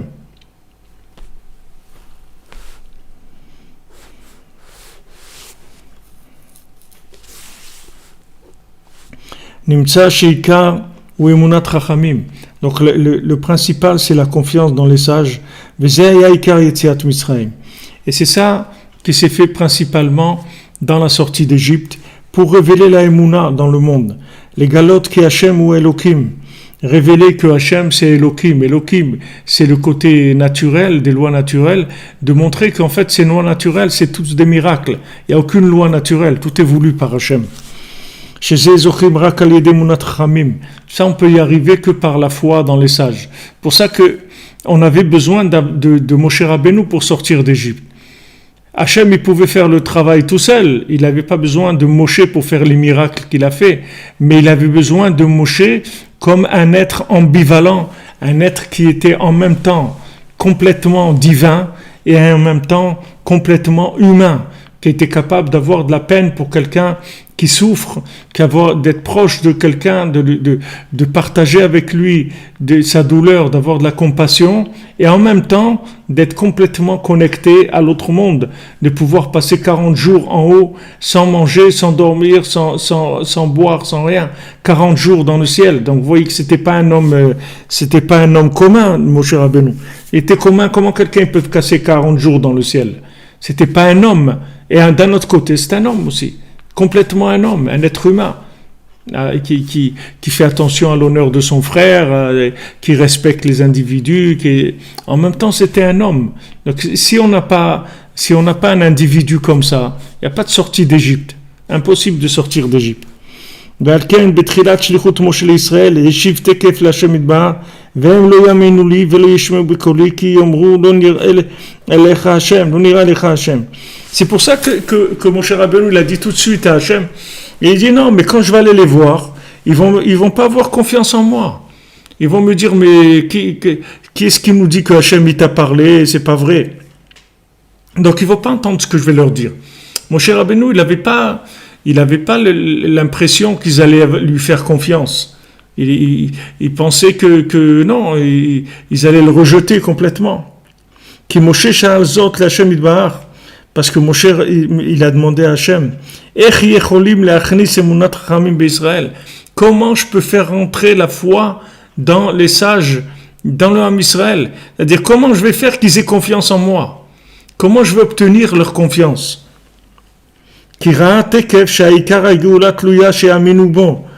Parce qu'il a vu tout de suite que toute la délivrance, elle dépendait de ça, de combien ils allaient avoir confiance en lui, et qu'ils fassent ce qu'il allait leur demander de faire, et qu'ils aillent selon ses conseils, comme il va leur montrer, c'est-à-dire que tout ce qu'il va leur dire de faire, s'ils ne l'écoutent pas, ça ne va pas marcher. Donc comment on fait pour qu'ils m'écoutent? Il a demandé à Moshe, c'est la question qu'il a eue. Il n'a pas demandé à Hachem comment on fait pour qu'il t'écoute. Non, il a demandé comment on fait pour qu'il m'écoute. Comment je vais pouvoir jouer mon rôle? Comment ils vont avoir la émouna en moi?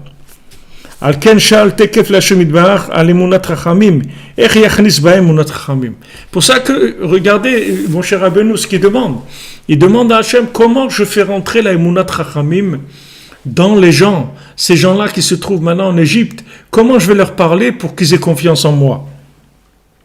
Ki chashav shehem rechokim memunat chachamim, comme shkatuv, hem lo yaminu li.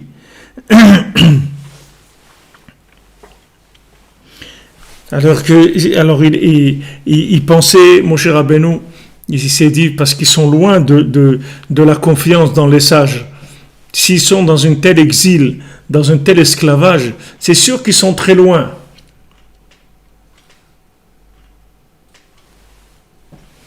Monsieur David et Atia, on vient tous de très loin et on est tous loin.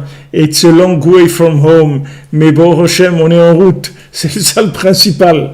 On est en route, c'est tout. Même si on avance 1 millimètre par mois, mais on est en route. On est sur la bonne route. On a les bons conseils, on a le bon GPS, on a les bons véhicules, on a tout ce qu'il faut. Donc le principal, c'est pas ce qu'on est. Le principal, c'est d'avoir trouvé l'homme qui va nous amener à destination, c'est tout. C'est ça qui est extraordinaire. C'est d'avoir trouvé mon cher Rabbeinu. C'est ça, c'est le plus grand cadeau du monde. C'est pas nous, parce que mon cher Rabbeinu, il va t'amener à la réussite totale. Moshe Rabbeinu n'a pas un problème avec des gens faibles ou des gens qui sont loin. C'est au contraire, c'est sa spécialité. Il n'a aucun problème avec ça. La grandeur, Baruch Hashem, c'est que Hashem il envoie un tzaddik comme Rabbi Nachman et qu'on a envie de lui faire confiance et on a envie de l'écouter et de suivre ses conseils. Alors lui, il doutait de ça. Il dit, mais ils ne vont pas avoir confiance en moi. Il n'avait pas, Moshe Rabbeinu dit, mais comment je vais obtenir leur confiance? C'est ça qu'il a demandé à Hachem.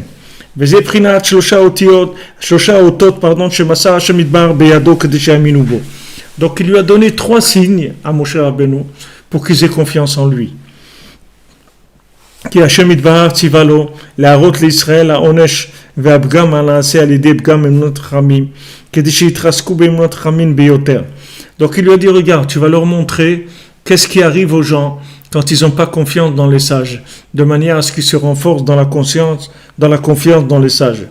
Qui a haute arishon ou shtelissara de ado. Parce que le premier signe, c'est qu'il a eu de la tsaraat, c'est-à-dire sur de la lèpre comme ça sur sa main. Et ça lui a montré, regarde, ce qui arrive quand quelqu'un il n'a pas confiance dans les sages, alors il lui arrive des malheurs terribles. Ce sont des malheurs qui ne sont même pas écrits dans la Torah, ce sont des choses, ça veut dire, qui sont des choses extraordinairement destructrices.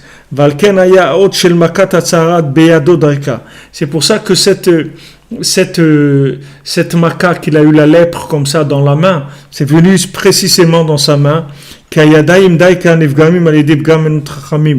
Parce que, comme Rabbeinu il dit, dans l'écoute morale, il dit que les mains, elles s'abîment par la Emunat Chachamim. Bon, comme on voit que Moshe Rabbeinu, il avait ses mains, il tenait ses mains en l'air et Yoshua, il se battait avec Amalek. Alors la Gemara, elle rapporte ça que c'est Rabbi Yochanan, c'est-à-dire que quand il était malade, alors ils sont venus le voir et lui ont dit Chavivim alecha yisurim, c'est ce que maintenant tu aimes la souffrance et tout. Il a dit pas du tout, j'aime pas la souffrance, je veux pas la souffrance et je veux pas non plus le salaire de la souffrance, je veux pas souffrir. Alors Hevle Yadeh, il lui a donné sa main, il lui a donné sa main et il l'a levé. C'est-à-dire que il lui a parlé de la Emouna et on voit qu'il lui a donné la main. En fait, dans le mot un main lui-même, il y a le mot Emouna. Quand vous dites main en français, il y a la racine de Emouna dans le mot main. Parce que tout ce qui est manuel, si vous voulez, tout ce qui est le principe des mains, c'est le principe de la Emouna. C'est-à-dire, c'est le principe de la Malchut, c'est l'action qui vient de la connexion avec le tzaddik et l'action avec Hachem. Donc, ce qu'on fait, on le fait avec de la Emouna. Maintenant, le tout, c'est d'avoir la bonne Emouna, d'avoir la Emouna dans le tzaddik. Après, il lui a montré que le bâton, il est devenu un serpent. Il lui a dit, voilà, quand quelqu'un il n'a pas confiance dans les tzadikim, alors il se fait mordre par le serpent.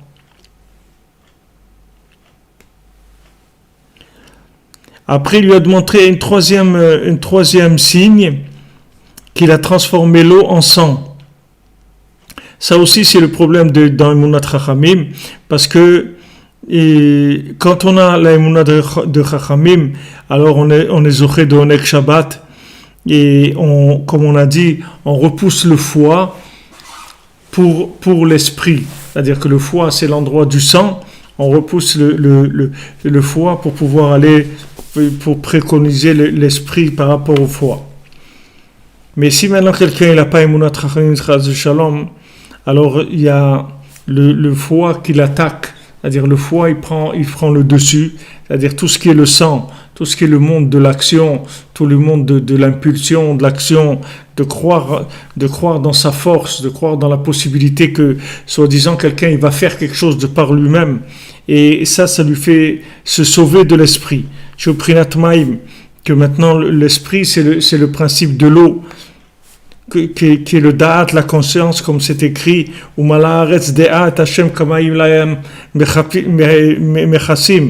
c'est écrit dans Ishaïa, que la terre va se remplir de conscience divine, comme l'eau qui recouvre les océans.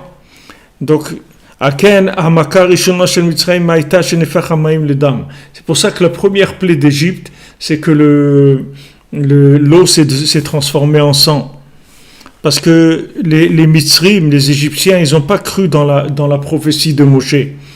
Alors ils ont été frappés par le sang. C'est le sang qui est l'endroit du foie, c'est-à-dire l'endroit du foie, l'endroit de la rigueur. C'est ça qui les a frappés en premier. Parce qu'ils croyaient pas dans le principe du tzaddik, que le principe du tzaddik, il adoucit la rigueur, parce que justement, le tzaddik, il trouve des méthodes qui sont adaptées aux individus. Donc, il prend le message d'Hachem et il le descend jusqu'à l'individu. Avec ça, il adoucit la rigueur. Donc, c'est pas le sang. Quand il y a la rigueur, c'est du sang, parce que la rigueur, c'est qu'on est obligé d'imposer à la personne parce qu'elle comprend rien du tout. Donc, on a qu'une seule façon de faire, c'est de lui imposer.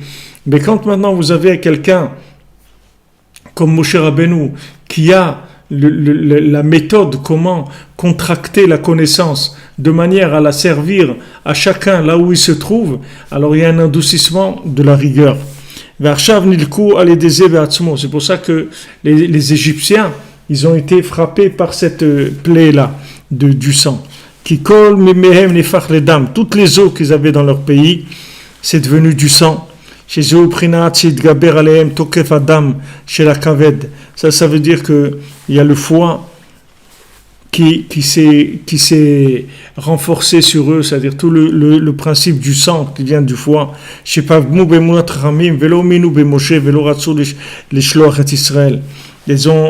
Ils ont été pogam dans Emunat Chachamim, ils n'ont pas eu confiance dans Moshe, et ils n'ont pas cru que Moshe il était capable de faire sortir le peuple d'Égypte, et ils n'ont pas voulu laisser le Moshe faire ce qu'il avait à faire. Donc on voit même dans les nations, c'est pas uniquement le tzaddik, il n'est pas que pour le Ham Israël, le tzaddik il est pour toutes les nations aussi, de savoir qu'il y a un sauveur, il y a un homme qui est lié avec les mondes supérieurs et les mondes inférieurs, et cet homme-là, il a une méthode pour arriver à donner à chacun la possibilité d'aller dans les chemins d'Hachem, de trouver Hachem, de vivre avec Hachem, dans la joie, dans la sainteté, dans la pureté, dans la simplicité. Tout ça, le tzaddik, il a tous ces outils-là, pour chacun, pour chacune.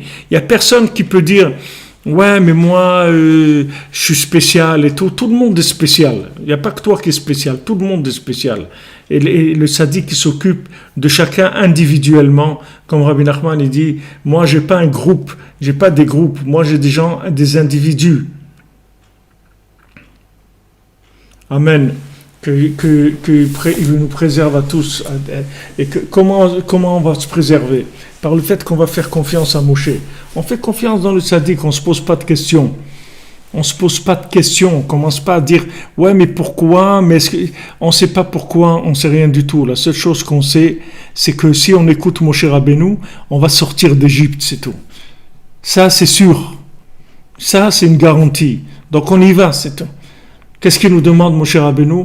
Parle avec Hachem, lève-toi la nuit, tikkun klali, halacha, uman. Voilà, c'est ce qu'il demande. Qu'est-ce qu'il demande? Voilà, fais ça, c'est tout. Fais ça, tu sors d'Égypte. Tu rentres en Eretz Israël, c'est-à-dire tu vas trouver ton âme, tu vas trouver ta vie, tu vas tout réussir.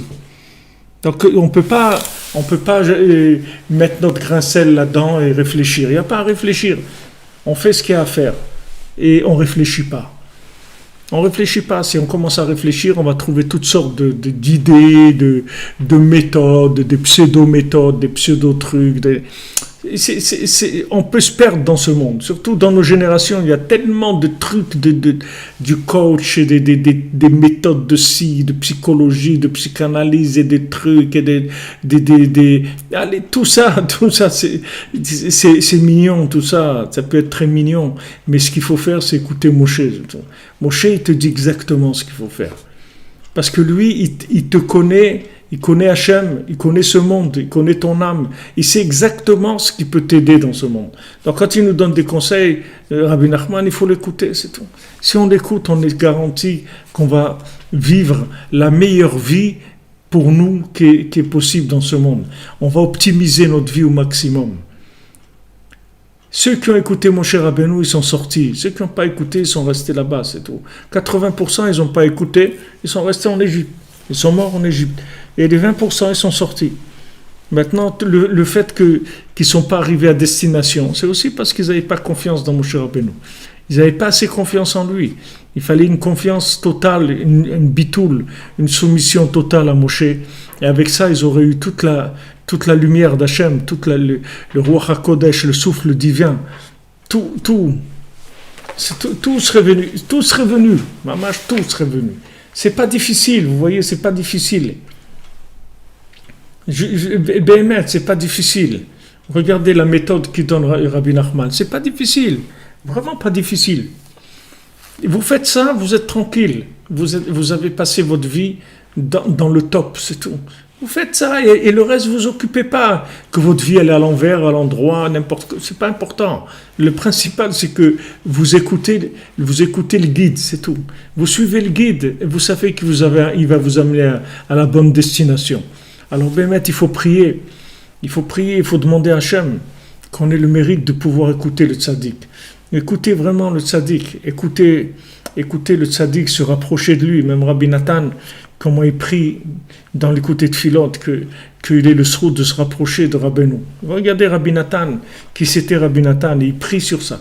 Qu'il ait le mérite de se rapprocher de Rabbeinu. Qu'il ait le mérite de se rapprocher, de connaître le tzaddik, de vraiment prendre conscience de ces conseils-là, comment ce sont des conseils que toute ma vie, toute la réparation de mon âme, elle dépend de ça. D'avoir cette conscience-là, de la développer, d'être de plus en plus conscient de tout ce que le tzaddik peut donner aux individus. Tout ça, le tzaddik il le fait que pour le nom d'Hachem. Le tzaddik il a aucune existence de lui-même, aucun ego, rien du tout. Le tzaddik il est là que pour servir les mondes supérieurs et servir les mondes inférieurs. Et il est là, il fait passer de l'un à l'autre, comme Rabbeinu dit que Moshe il se trouve entre Shmad et Ratson. Moshe il se trouve entre le Shmad, la destruction, le Ratson et le vouloir. Parce que si vous prenez Moshe, les mots Moshe c'est 345, Shin c'est 300, Mem c'est 40 et He c'est 5, 345. Maintenant si vous prenez Shmad c'est 344 et Ratson c'est 346. Donc lui il fait passer les gens de là à là. C'est-à-dire qu'il les connecte. Il fait que, même si quelqu'un il est dans la matière, même si quelqu'un il est dans la consommation, etc., mais il le connecte. Il le connecte à la conscience d'un autre monde. Et ça change complètement la vie de l'individu.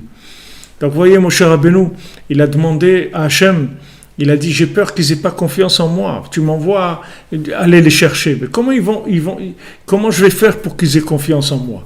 En fait, il leur a fait que des démonstrations de Emunat Rachamim. C'est celle démonstration qu'il leur a faite. Il leur a dit, faites attention à avoir confiance. Je vais vous dire quelque chose. Ayez confiance dans ce que je vais vous dire. Parce que ce que je vais vous dire, ça va vous changer votre vie complètement. Rabbi Nachman dit, si tu m'écoutes, tu vas voir que ta vie, elle va changer, elle va s'améliorer, elle va devenir quelque chose d'extraordinaire. Mais il faut que tu m'écoutes. C'est que pour le bien de l'humanité, c'est tout. Le tzaddik, il est intéressé par rien d'autre. Il n'y a rien qui intéresse le tzaddik. C'est rien que de nous voir heureux et réussis. Alors, Bezrat Hashem, chez Shabbat Shalom, on soit zoché dans le Shabbat, on soit aussi zoché mérite l'attachement au tzaddik. Que le tzaddik qui ferme bien le sac et nous garde bien avec lui tout le temps, qu'on ait toujours cette envie, cet amour tout le temps de vouloir aller encore plus profondément, plus en avant. Merci pour tout les amis, on est là, l'équipe messianique qui est relevée la nuit comme ça. On peut être fier, mamash, pas fier de nous-mêmes, mais fier qu'on a été choisi, qu'Hachem nous a donné cette envie-là, qu'on le fait avec de la joie, avec de l'amour, qu'on est content de faire ce qu'on fait, ça c'est une merveille. Des gens, c'est vrai que c'est difficile, des gens ils sont isolés, seuls, malades et tout, mais regardez à quoi vous arrivez. Il y a des gens qui ne sont pas seuls, il y a des gens qui ne sont pas malades et tout, mais ils font des bêtises. Il faut être content que Baruch Hashem, on arrive à cette conscience-là qu'on nous a fait cadeau, c'est un cadeau. Ça ne vient pas ni de notre intelligence, ni de notre recherche, ni de rien du tout. C'est un cadeau que Hachem il nous fait. Un cadeau, la conscience, c'est un cadeau. Toi, tu as pitié de l'homme, tu lui donnes de la conscience. C'est un cadeau d'Hachem, la conscience. La conscience, c'est un cadeau d'Hachem. De trouver Rabbi Nachman, c'est un cadeau d'Hachem. Rabbi Nachman, c'est le cadeau de l'humanité, c'est un cadeau. De le trouver, c'est un cadeau. Alors merci les amis, on se retrouve à l'antenne, Bezrat Hachem, dimanche. Passez un bon Shabbat, que des bonnes nouvelles pour tous. Merci de votre présence, de votre soutien, de votre aide et de votre gentillesse, des mots gentils, de bénédictions, de votre soutien financier aussi, il faut le dire, parce qu'il y a des gens qui nous soutiennent. Grâce à eux, on arrive à faire ce qu'on fait, à pouvoir continuer à faire la diffusion de Rabbeinu. C'est merveilleux. Merci beaucoup.